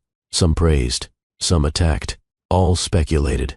Kersey stood in her studio's break room, phone in hand, the image glaring back at her from every news site. She said nothing as Ava hovered nervously nearby. "Should I contact a PR rep?" Ava asked. "No," Kersey replied, locking her phone and setting it down calmly. "We don't need to control the story. We just need to own it." Ava blinked. "You're sure?" Kersey turned, smoothing her dress. "I didn't climb my way into history just to shrink in the shadow of someone else's headline." Meanwhile, Roger's team scrambled. Emails flew. Shareholders called. Even his assistant whispered, "Maybe we should issue a statement, frame the narrative." But Roger stood at the edge of the boardroom, arms folded, watching the noise swirl around him like weather he no longer feared. "Let them write," he said. "They're late to the story anyway." The next morning, she responded. Not with a tweet, not with a press release, with a photo. Kersey stood in the atrium of her design studio wearing a one-shoulder caramel gown that hugged every curve of her pregnancy. Her head held high, her bare arm resting boldly beneath her belly. Caption: "Power isn't something given, it's something claimed." The photo broke the internet. Fashion blogs praised the elegance. Black-owned platforms hailed it as a moment of cultural reclamation. Architectural Digest requested an exclusive. The backlash still came, but it shrank in comparison to the wave of reverence. Back at the penthouse, Roger watched the reposts flood in. Kersey entered the living room to find him scrolling. He looked up. "You just silenced an entire industry," he said. She walked over, took the phone from his hand, and set it aside. "I didn't silence them," she said. "I made them listen." They stood at the window together, city lights pulsing below. Roger wrapped his arms around her from behind, hands resting over her stomach. "Do you regret it?" he asked. She leaned into him. "Which part?" "Letting them in." "No," she whispered. "Because they don't get to define this." He kissed her shoulder. "This," she gestured to their reflection in the glass, "was never going to stay hidden. And I'm not hiding for people who were never going to understand us in the first place." That night, she received a message from a young architect in Detroit. "I saw your photo. I'm in my 3rd year of architecture school. No one in my family ever built anything. But now I think I can, because I saw you do it, without apology." Kersey read it aloud. Roger listened quietly. "That," she said, setting the phone down, "is the only headline that matters." And when the triplets kicked that night, soft, rhythmic nudges against the inside of her belly, she smiled into the dark and whispered, "You're already making waves." The press conference wasn't scheduled. It wasn't rehearsed. It wasn't about optics. Roger Wayne stood at the front of the Wayne Tech headquarters auditorium in a black suit, no tie, the top button of his shirt undone, sleeves slightly rolled. The podium in front of him bore the company's silver insignia, polished and gleaming under the lights. Cameras clicked. Reporters murmured. A few executive assistants whispered in the back rows, unsure what was about to unfold. He didn't read from a teleprompter. There were no pre-approved talking points, just a single folder tucked under his arm, and a decision he'd already made. "Thank you all for coming on short notice," he began, voice steady. "I won't take much of your time." He looked directly into the cameras. For years, I've led this company with a mindset I thought was strategic, efficient, controlled, but recently I realized something. I was leading a machine, not a movement. I was managing numbers, not nurturing people. There were murmurs. He continued. I've made mistakes, not just in business, but in how I saw the world, who I elevated, who I ignored. A silence followed. He let it breathe. Effective immediately, I am stepping down from my role as CEO of Wayne Tech. Gasps echoed. Someone dropped a pen. A board member in the second row blinked twice, visibly stunned. Roger raised a hand, not to calm the room, but to signal clarity. I'm not walking away. I'm stepping aside. I'll remain on the board and I'll continue to invest in Wayne Tech's future. But the day-to-day leadership will be passed on to people whose visions go beyond legacy. People who reflect the world as it is, not just as it was imagined by those who came before. A pause. He glanced at the cameras again. And yes, this decision was inspired by a woman who challenged everything I thought I knew, who saw through me and didn't walk away. Across town, Kersey watched the live stream from her studio, hand over her mouth. He hadn't told her, not because he was hiding it, because he knew it had to come from him. Roger closed the folder, stepped down from the podium, and exited through the side door without taking questions, not to avoid the noise, but to stay focused on what actually mattered. By that evening, headlines blazed. Roger Wayne steps down. Changes everything. I wasn't leading. I was surviving.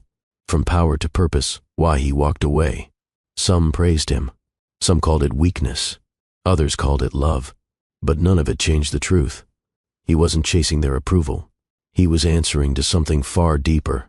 He walked into the penthouse that night to find Kersey seated in a velvet chair, the city glowing behind her, her legs propped on a stool, her expression unreadable. You didn't tell me, she said softly. He stepped forward. I needed to say it first. To them. Before I could explain it to you. She nodded, slow. And now? He knelt in front of her again. This time not from guilt or devotion, but alignment. I don't want a throne, he said. I want a home. Kersey reached out, placed a hand on his cheek. You're building it, she whispered. And for the first time, he felt what true legacy meant. Not reputation, root. The new office didn't have a corner view. It wasn't perched above the skyline or coated in marble. There were no gold plaques, no private elevator, just a modest brick building tucked in the arts district, once a music school, now reborn, Wayne Horizons. The name glowed softly in bronze lettering above the entrance. No slogans, no logos, just intention. Roger stood in the center of the main floor, sleeves rolled, a folder under one arm. The walls were still bare, desks being installed. Fresh paint scent lingered in the air. Kersey entered behind him, arms crossed, belly full and glowing beneath a charcoal knit dress. She scanned the space. It's not as loud as the last one. It's not supposed to be, Roger said. She nodded, walking slowly along the perimeter. You're serious about this. I'm building something better, he said. Not just quieter, cleaner. Kersey turned, eyebrow lifted. Cleaner? Roger smiled faintly. Less ambition soaked in ego, more legacy built on impact. The mission was simple, but powerful. Invest in underfunded black-owned design firms, provide mentorship for minority youth in architecture, and fund innovation projects in communities that never get first dibs. No billion-dollar pipelines, no boardroom politics. Just focus and follow through. 3 weeks later, the first round of partners signed on. 2 were young founders from Baltimore. One had been denied loans 3 times before. The other had pitched to 5 VC firms without a callback. Now, they were working on a City Plaza redesign and being paid what they deserved. Roger watched their excitement from across the room during orientation and whispered to Kersey, "That used to be me." She leaned over and kissed his cheek. "Now you're the door they've been waiting to knock on." The media called it a pivot, a rebrand, but it wasn't either. It was repentance in action and vision handed down. Wayne Horizons hosted its first youth workshop a month later. A dozen high school students walked through the doors wearing backpacks and skepticism. By the time they left, they'd held 3D models, sketched blueprint mock-ups, and asked questions like, "How did you know what you wanted to be? Do people like us really make it in this field? What if no one ever believes in me?"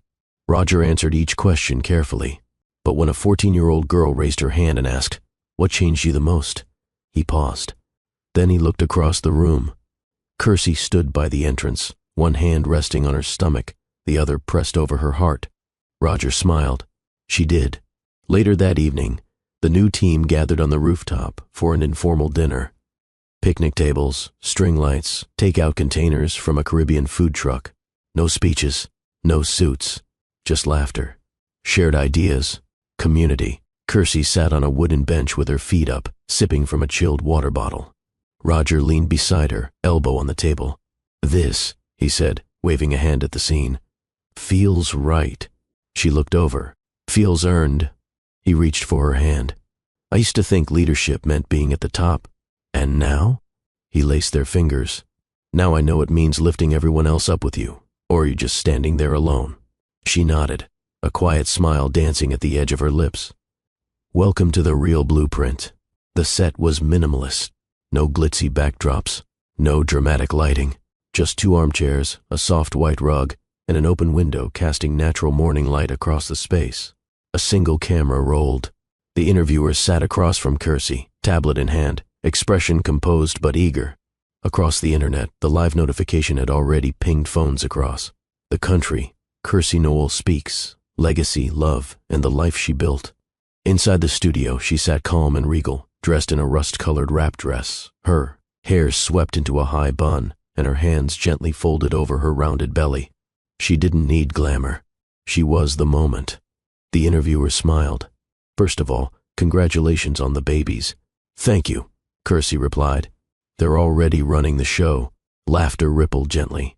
"And also, congratulations on making waves in not just architecture, but media, culture, and business leadership spaces. You've become a symbol of transformation. How does that feel?" Kersey tilted her head slightly. "I'm not aiming to be a symbol," she said. "I'm just aiming to be visible, so the next girl who looks like me doesn't feel like she has to shrink to fit." The interviewer blinked, then nodded slowly. Powerful. They touched on everything. The Sky Tower project, the Wayne Tech contract, the scrutiny, the photo, the triplets, and then the question that landed like a stone. "Do you forgive him for what he once said?" Kersey paused, not because she didn't know the answer, because the question deserved silence before truth. "I don't forgive for his sake," she said. "I forgive because holding bitterness doesn't build anything. You can't create a future with bricks made from old pain." A beat. And the truth is, he didn't just change, he chose to, over and over. Not for me, for himself. That's when I knew I could trust him. Somewhere, watching on a screen in a back office at Wayne Horizons, Roger exhaled. That line hit him harder than any boardroom pitch or media headline. Not because it was praise, because it was truth. Back on set, the interviewer smiled softly. "What do you hope your children say about you one day?" Kersey looked toward the window. "I hope they say I didn't just build buildings. I built space for them to be full humans. Loud, soft, wild, brilliant, complicated. I hope they say their mother loved herself enough that they never questioned their own worth." The interviewer nodded. "And what do you hope the world says about Roger Wayne?" Kersey smiled gently. "I hope they say he stopped hiding behind privilege and started building with purpose. That he laid down the armor and picked up accountability. That he led from the ground instead of the pedestal." The chat section of the live stream exploded. Chills. "She speaks in blueprints. This woman is a revolution in heels. Now that's a comeback arc. For both of them. Black love. Real love. Grown love. If you've ever had to speak truth in a room built to contain you, and turned it into a platform instead, comment, "They gave me a seat, but I brought a hammer." Like this story if you believe words can shift legacy. The interview closed with a final question. "What's next for you?" Kersey looked directly into the camera. "I'm about to birth 3 children. That's enough next for now. But after that, we'll see. Whatever I do, it'll be bigger, because I no longer ask if the world is ready for me." A pause. "I ask if I'm ready for the world I plan to shape next." Fade to black. Later that night, Roger pulled her gently into his lap in the living room. "Want to know the best part?" he asked. "What?" "You didn't talk about me too much." She grinned. "That's not your story to carry anymore." He kissed her shoulder. "No, but you'll always be mine. She leaned her head back against his chest. Then let's make sure our kids never forget what we came from and why we decided to rewrite it. The rooftop had no pews, just white chairs and soft curves lining the edge of a garden in the sky. No grand aisle, no orchestra, only the quiet hum of a harpist and the sound of a city holding its breath. Chicago gleamed below them like polished silver. The sun dipped low, golden lights spilling over the horizon like a blessing no one dared to interrupt. Roger stood at the altar in a crisp ash-gray suit, no tie, the top button undone, his heart clearly visible beneath the silk. Cassian, Darian, and Sarai sat in the front row in matching cream outfits. 2 boys fidgeting with excitement, their sister still in her godmother's arms. He wasn't nervous. He was waiting. And then she stepped out. No veil, no train, just Kersey in a form-fitting ivory gown that caught the wind like wings. Her hair was pinned with a single diamond comb. Her bouquet was calla lilies and eucalyptus, but it was her smile that made the officiant's hands tremble. That smile wasn't showy. It was earned. Roger took a sharp breath as she walked toward him. His mother wasn't there. The tabloids had been kept out. There were no paparazzi. Only those who mattered. His best friend from boarding school. Her mentor from design school. His new COO from Wayne Horizons. Her best friend turned sister, Talia, holding Sarai. Their future stood in that circle. When she reached him, he didn't speak at first, just stared. And then, softly, "You look like every vow I've ever meant but never said." Kersey's eyes glistened. "Say it now, then." The officiant cleared her throat with a knowing smile. "Let's begin." The ceremony was brief, but each word struck like lightning. She said, "You were once the man who looked through me. Now you're the man who made me feel seen. You taught me that some apologies aren't spoken, they're lived. You earned this moment not with words, but with work. And I say yes, because you made love feel like truth." He said, "I can't rewrite what I was, but I can wake up every day and choose who I become. You didn't soften me. You sharpened what mattered. You didn't save me. You revealed me. And I say yes, because you made me want to deserve love." When the rings came out, Cassian ran forward with the box. He tripped halfway there. The entire audience gasped, until Roger knelt, caught him, and whispered, "You're doing perfect." The crowd exhaled with laughter. Darian clapped wildly. Sarai giggled. Kersey didn't move.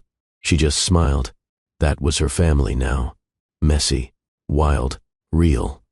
"I now pronounce you husband and wife," the officiant said. Roger didn't wait. He cupped Kersey's face and kissed her deeply. Not hungry, not rushed. Just finally. The reception was small but rich. A rooftop dinner beneath string lights and warm laughter. Kersey danced barefoot with Sarai in her arms. Roger slow danced with his sons, 1 foot on each shoe. The DJ played soft jazz. The chef served lemon thyme chicken and rosewater cheesecake. And during the toast, Roger stood with a glass in hand. "Tonight isn't about a wedding," he said. "It's about the choice to love even after it hurt. To grow even after you were told you didn't belong. To believe again, even after the world gave you every reason not to." He looked at Kersey.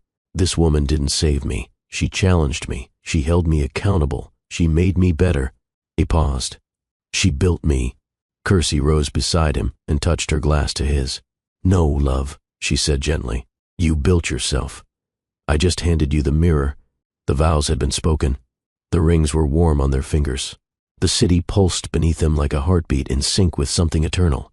But long after the guests had drifted away, long after the candles had burned low and their children had fallen asleep in Talia's suite upstairs, they remained.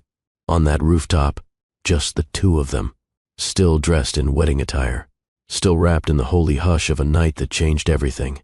Roger sat on a cushioned bench, jacket off, collar open, barefoot, glass of water in one hand, the other resting on his knee. Kersey sat across from him, knees folded beneath her, gown pulled at her. Ankles, fingers twisting her new ring as if memorizing it by touch. No photographers, no speeches, no noise, just presence. "I've given 1,000 presentations," he said quietly, "but nothing ever scared me like writing those vows." Kersey tilted her head, smiling. "Why?" "Because it was the first time I had to speak, not to impress, but to confess." She nodded slowly. Confession is the birthplace of intimacy. He blinked. You always say things like that. Like what? Like you're building cathedrals with your words. She chuckled. That's how I survived. I made poetry out of things meant to destroy me. A silence stretched between them. Not awkward, sacred. Then Roger leaned forward, elbows on knees, voice lower now. You said something during the ceremony about how I didn't change, that you revealed me. She met his gaze. I meant it. He swallowed. No one's ever said that to me. Most people think love is about fixing someone. Kersey shook her head. No, real love is a mirror, not a workshop. You are always more than what the world let you be. I just refuse to let you forget that. He looked down at his hands, turned them over like he was still adjusting to who they'd become. I don't want to be the man who used to need proving, he said. I want to be the man who makes room. Room for softness, for failure, for learning, for more. You already are, she whispered. He looked up. Then promise me something. Anything. Remind me when I forget, because I will.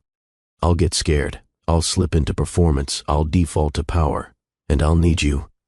Not to rescue me, but to recenter me. Kersey moved across the space and sat beside him. Her hand slid into his. I won't remind you with words, she said softly. I'll remind you with love. The wind kissed the rooftop. Roger rested his head against Kersey's shoulder. I used to chase deals, brands, status, thinking that would make me whole. And now? She whispered. He turned his head, brushing his lips against her temple. Now I know. Wholeness isn't achieved. It's allowed. You gave me permission to stop performing. She kissed the side of his face. I didn't need you perfect. I needed you honest. Somewhere, a baby stirred. A faint cry floated in the distance. Their new reality waited. Feedings. Sleepless nights. Morning walks. Diaper bags beside architectural blueprints. Board meetings with spit-up on collars. Late-night design sketches done one-handed while rocking a child with the other. It would be hard. Beautiful. Unrelenting. Soft. It would be theirs. As they stood to head inside, Roger stopped her again. One last thing, he said. Kersey turned. Roger took both her hands. I vow, beyond the ceremony, beyond the dress, beyond the applause, to make our love a practice, not just a performance, a daily, humble, intentional practice. She squeezed his palms, and I vow to hold space for that. Even on the days when we forget, we'll remember each other. They kissed.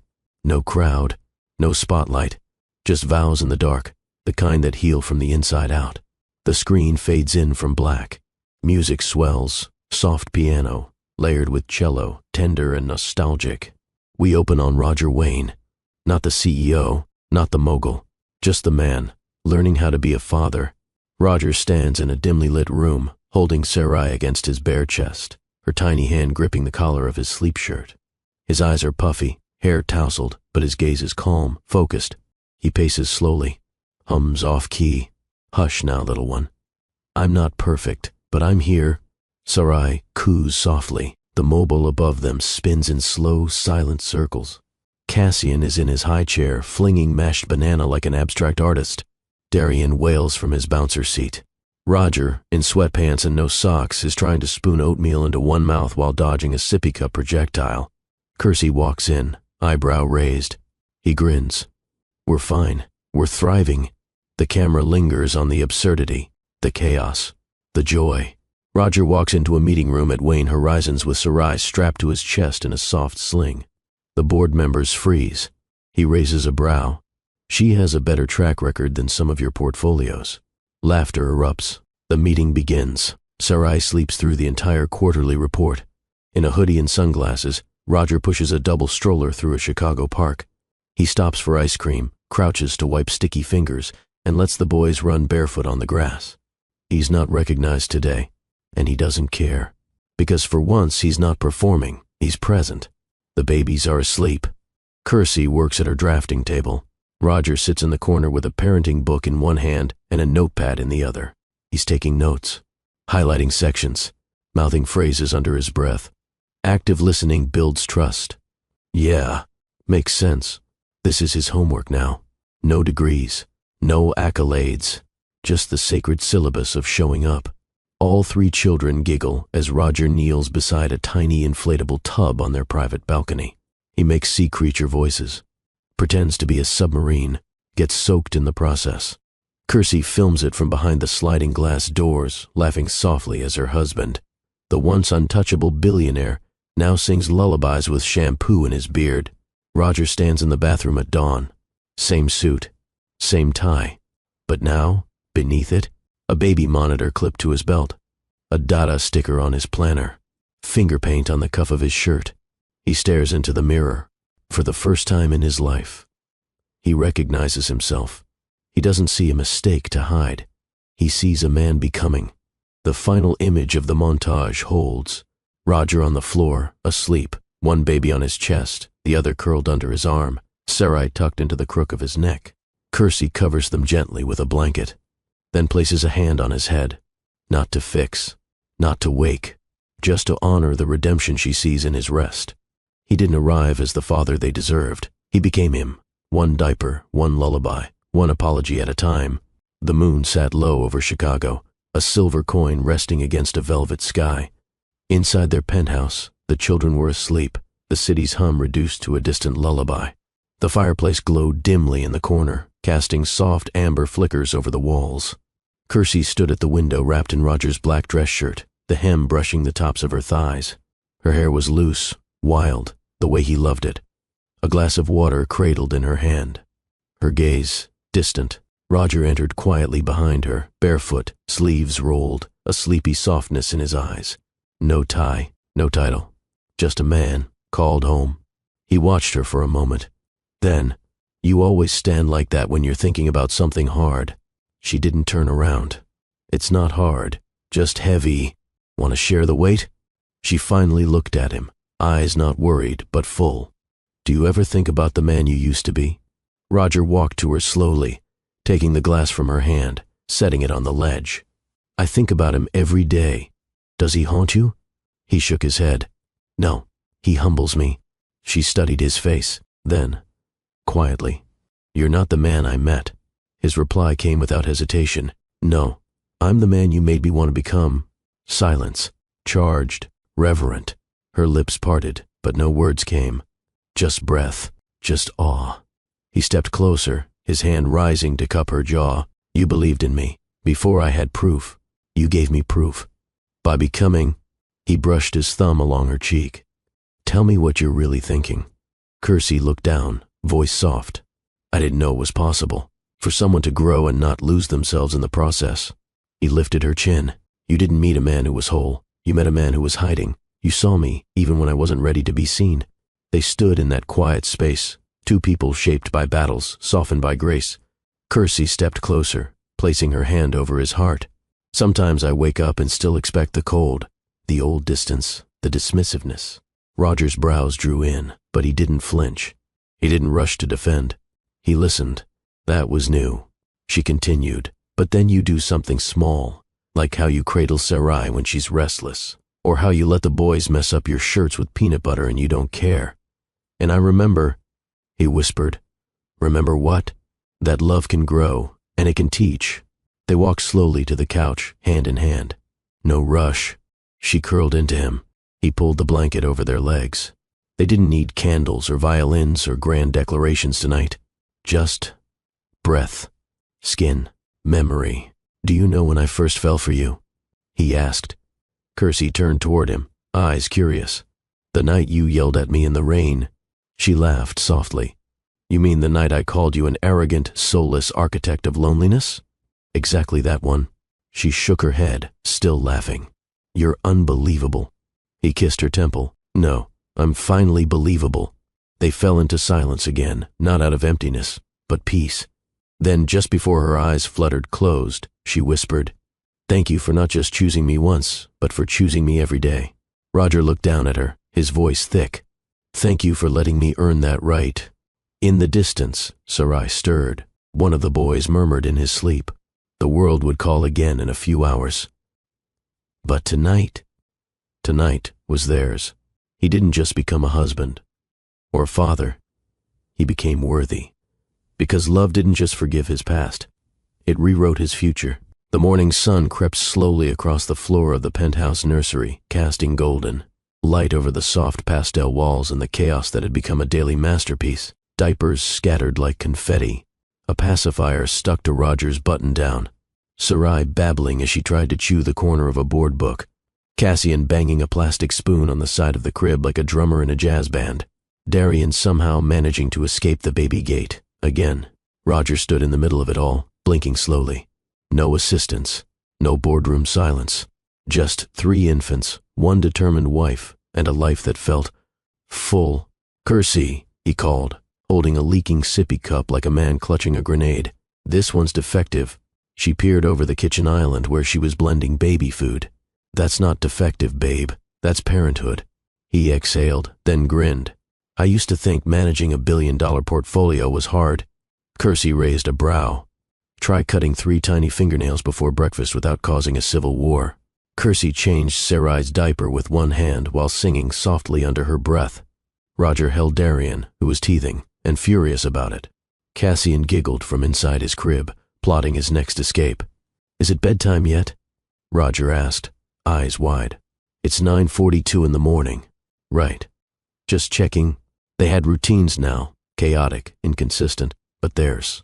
Morning melodies from the sound machine. Crib rotations. Lullabies sung at 3 a.m. with hoarse voices and hopeful hearts. Roger, once a man who barked orders into Bluetooth earpieces, now gently hummed. Twinkle, twinkle, while rocking a baby with his foot as he tried to warm a bottle. Kersey, who once drafted floor plans for skyscrapers at midnight, now designed bedtime rituals. A storm raged outside. The city glistened with rain. Inside the nursery, Darian cried. Roger stumbled in half asleep, picked him up, and whispered into the soft dark. "Hey, it's okay, I got you." He didn't outsource comfort. He offered it. No one clapped. No one praised. But a bond was forged in those quiet, sacrificial hours. Kersey set up a baby playpen in the center of the living room, while Roger assembled a miniature rocking horse without the instructions. Pride fully engaged, logic missing. She smirked. "You sure that thing's stable?" "Of course," he said confidently. Seconds before it wobbled and collapsed. Cassian clapped. Kersey burst out laughing. Roger gave a theatrical bow. The laughter, their laughter, wasn't polished. It was real. Laughter with spit up on shoulders and mashed peas in their hair. Laughter not despite the mess. Laughter because of it. 3 babies. 3 cribs. One by one, they were laid down. Roger kissed Sarai's cheek. "Dream of building things that matter." Kersey stroked Darian's curls. "Dream of being loved for all you are." They both leaned over Cassian, whispered in unison, "Dream in color." Then they held hands, dimmed the lights, let the hush settle over the room like a lullaby only their hearts could hear. They hadn't figured it all out, but every bottle warmed, every tear wiped, every off-key lullaby was a brick in the legacy they were building. A legacy not of wealth or walls, but of presence, patience, and love that refused to quit. Kersey stood in front of the black and gold glass doors, her heels silent against the marble floor. The lettering above read, Hudson and Verity or Bespoke Interiors. It was real now. Not just a dream whispered into a baby monitor or sketched during nap times. Not a side project in between feedings. It was hers, her vision, her voice, her studio. And today was the grand opening. The scent of fresh eucalyptus filled the entryway. Cream walls stretched tall, kissed with copper trim. A gallery of her past projects lined the corridor, each one framed like art, each one a declaration.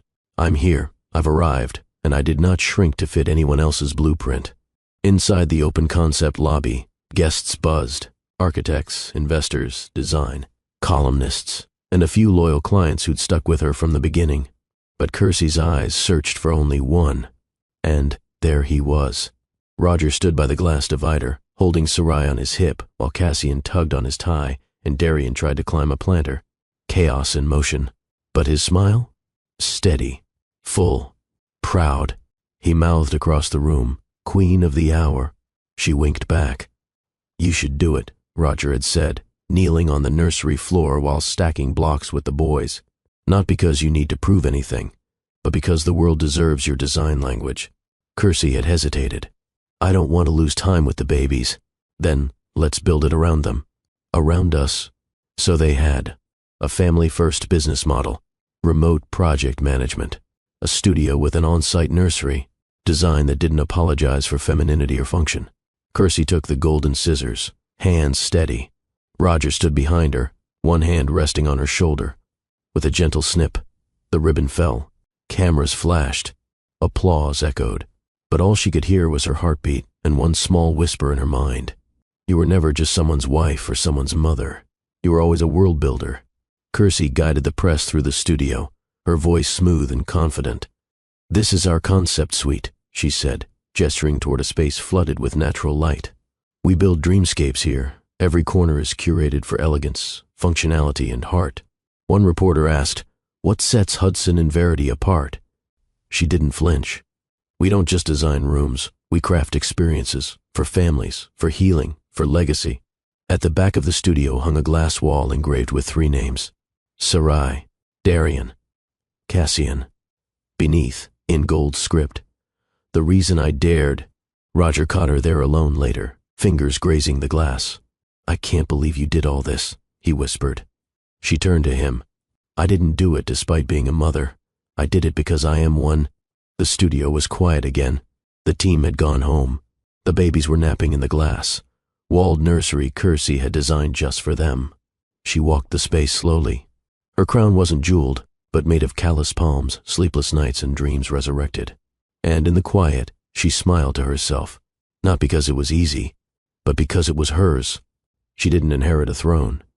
She built one, with vision in her bones, love in her hands, and courage stitched into every choice she made. It began not with a boardroom handshake, but a late-night conversation on the kitchen floor. The twins were asleep. Sarai had finally stopped teething. The dishwasher hummed like a lullaby, and Kersey leaned her head against Roger's shoulder, barefoot in sweatpants, sipping mint tea. You know, she murmured, we've both built something beautiful. Me with Verity, you with Wayne Enterprises. But what if we built something together? Roger turned to her slowly. You mean like a baby? She smirked. No. I'm talking about a business that belongs to both of us. They called it Wayne Horizons. Not just an extension of Roger's empire, and not merely a branch of Kersey's studio.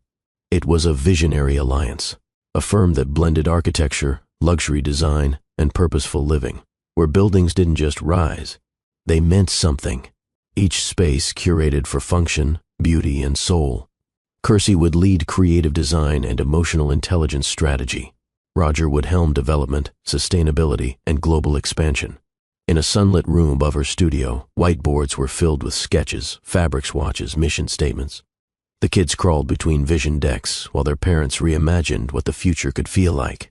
We're not just creating skylines, Kersey said one afternoon, pressing a pencil behind her ear. We're shaping how people feel inside their homes, their workspaces. We're turning structures into sanctuaries. Roger, leaning against the wall with a laptop, nodded slowly. Then this won't just be our next chapter, it'll be our signature. At the first investor roundtable, an older executive questioned the direction. A luxury design initiative tied to emotional fulfillment? Sounds like a passion project, not a profit model. Roger didn't flinch. Kersey didn't even blink. Roger stood, buttoned his blazer, and said, You're right.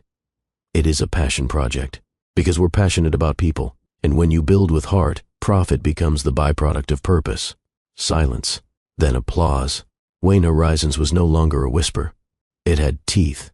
Their first official deal came from a client in Dubai, an eco-luxury resort that needed architectural poetry and mindful design. Kersey handled the guest experience blueprints, while Roger negotiated structural feasibility. They worked side by side, argued once, then laughed harder than they had in weeks. They signed the deal at sunset, golden light pouring across the table. Kersey whispered, We did that. Roger kissed her hand. We're just getting started. They installed a dual office setup in the corner of the Wayne Horizons penthouse floor. 2 desks, facing each other, divided by glass. Or, as Roger joked, our war room and our love den. Some days they wore suits, other days, pajamas.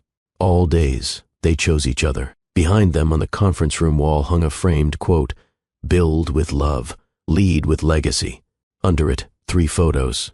Sarai, sleeping peacefully in Roger's arms during a design review. Cassian drawing stick figures over blueprints. Darian wearing Kersey's reading glasses and babbling into a fake phone. They weren't just their why. They were the proof that business and love didn't have to compete. They could conquer together. This was no longer just about profit. It was about purpose and the future they were raising, both in skyscrapers and in sons and daughters, would remember that their parents didn't just dream, they delivered.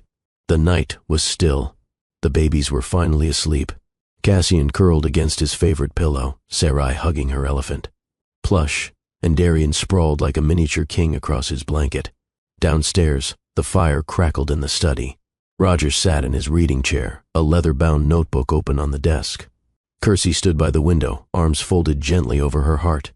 There were no cameras, no board meetings, no grand opening to prepare for.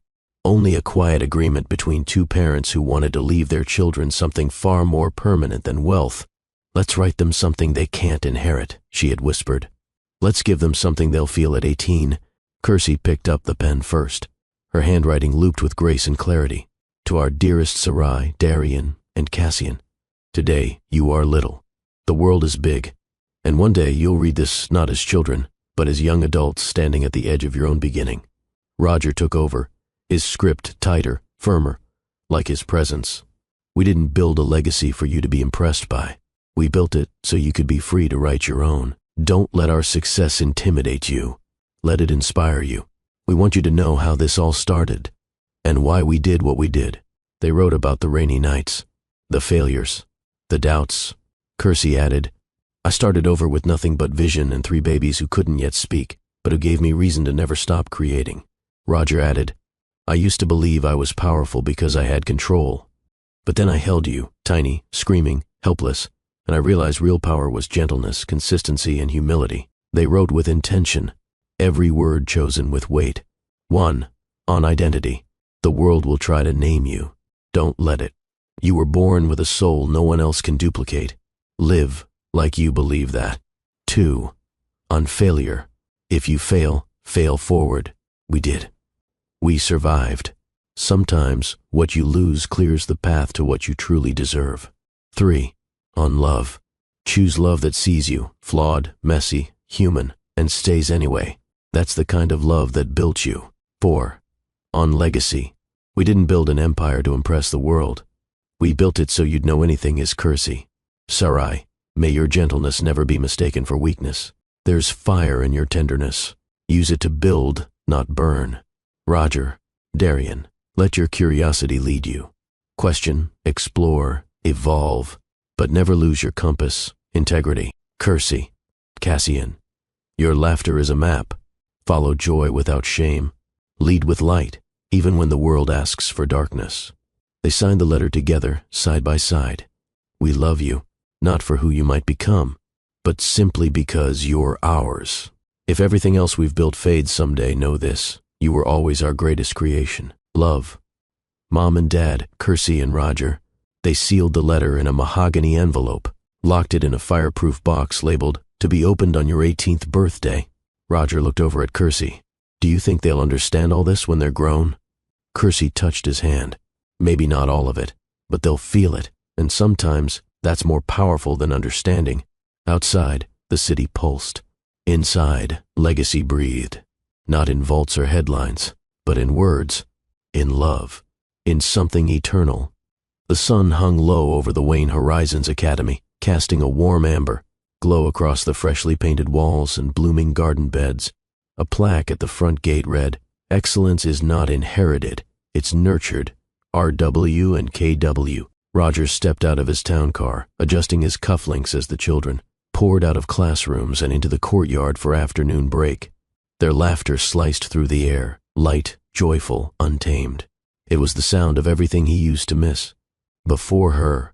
Inside, the corridors buzzed with art and ambition.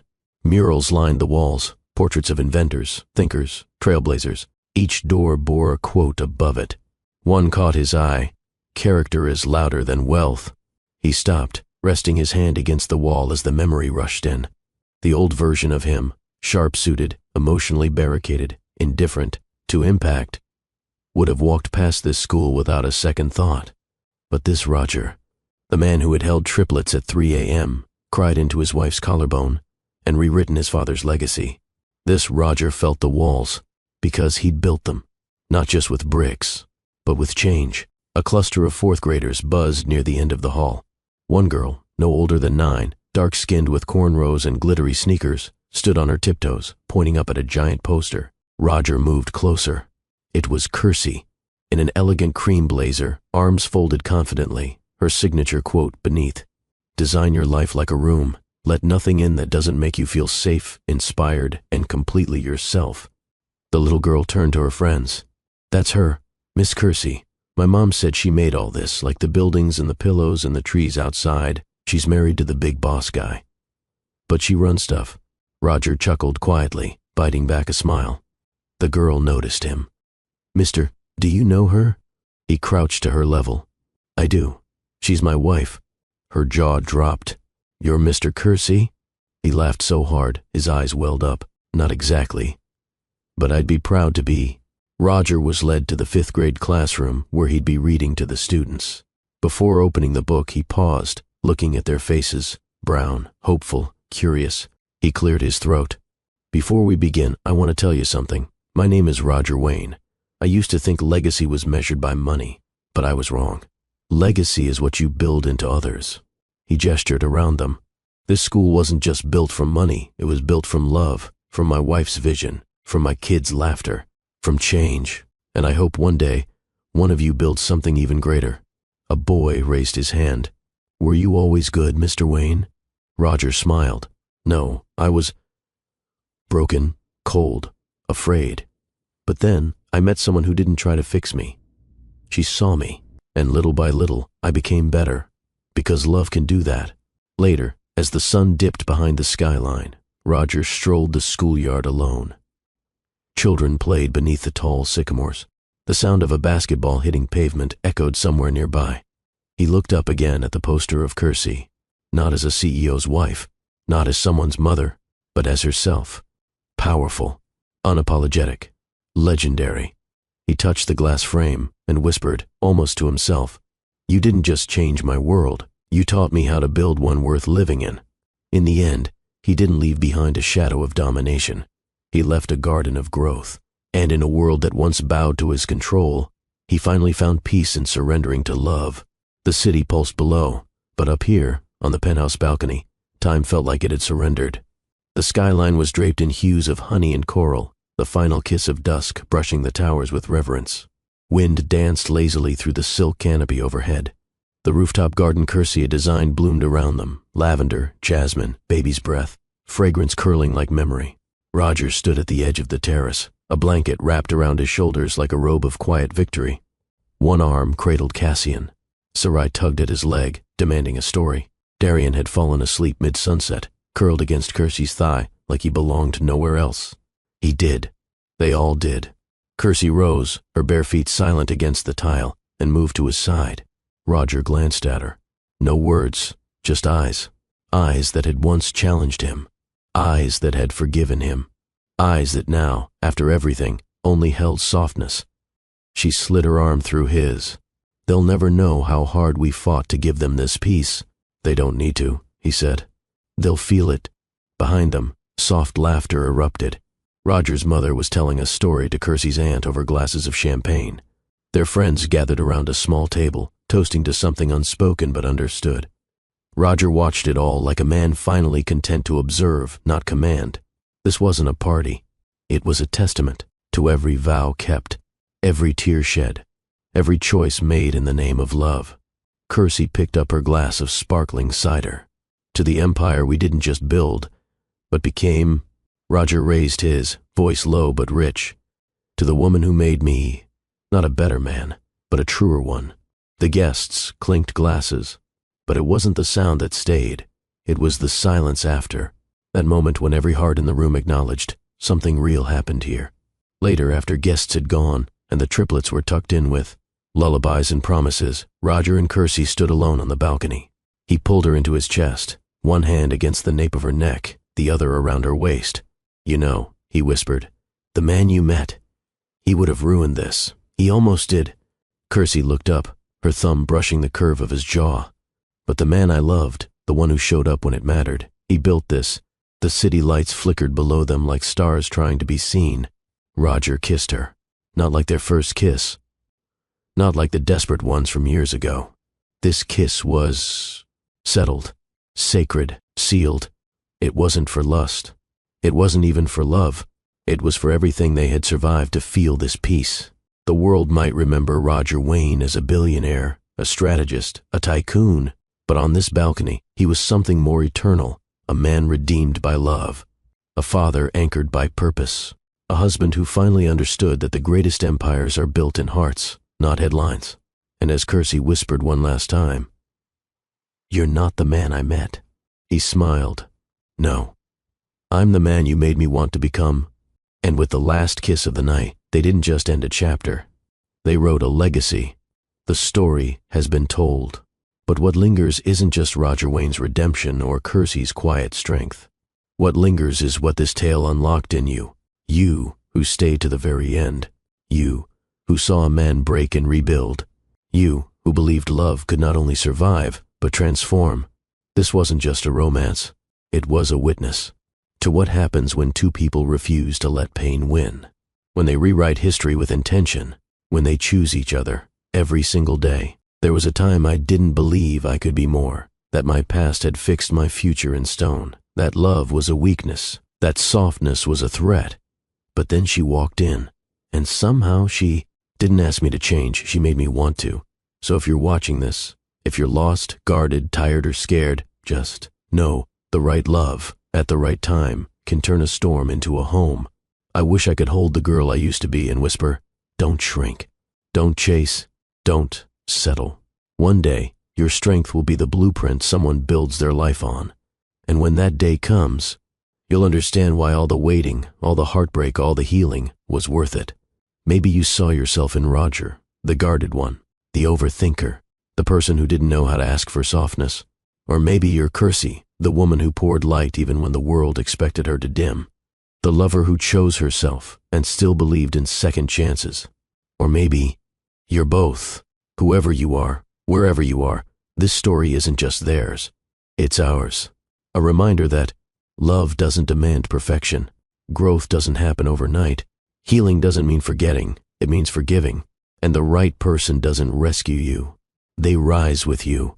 Then, like this story, if you believe change is possible. Share this story if you believe healing is powerful. Subscribe to Love and Twilights, because here, every story is more than a tale. It's a testament. Visualize. The triplets dancing in a sunlit room, their laughter echoing like music. Kersey painting swatches on her studio wall, Roger walking hand in hand with his daughter, letting her lead. A letter tucked away, waiting to be opened at 18. A school named after love. A balcony kiss that says we made it. Without a word. These are not just endings. They're legacies. You've just finished a smooth and refined story. Not of fairy tales, but of transformation. And if there's one thing Love and Twilight's hopes you take with you, it's this. The right love won't always come when you expect it. But when it does, it won't just change your life. It will help you become the version of yourself you always dreamed you could be. So stay hopeful. Stay soft. Stay brave. Because your story? It's still being written. Like this video to show the world that transformation is real. Share it with someone who needs hope. Subscribe to Love and Twilights, your sanctuary for redemptive, emotionally rich, unforgettable stories. We don't just tell stories. We remind you who you are. Love and Twilights.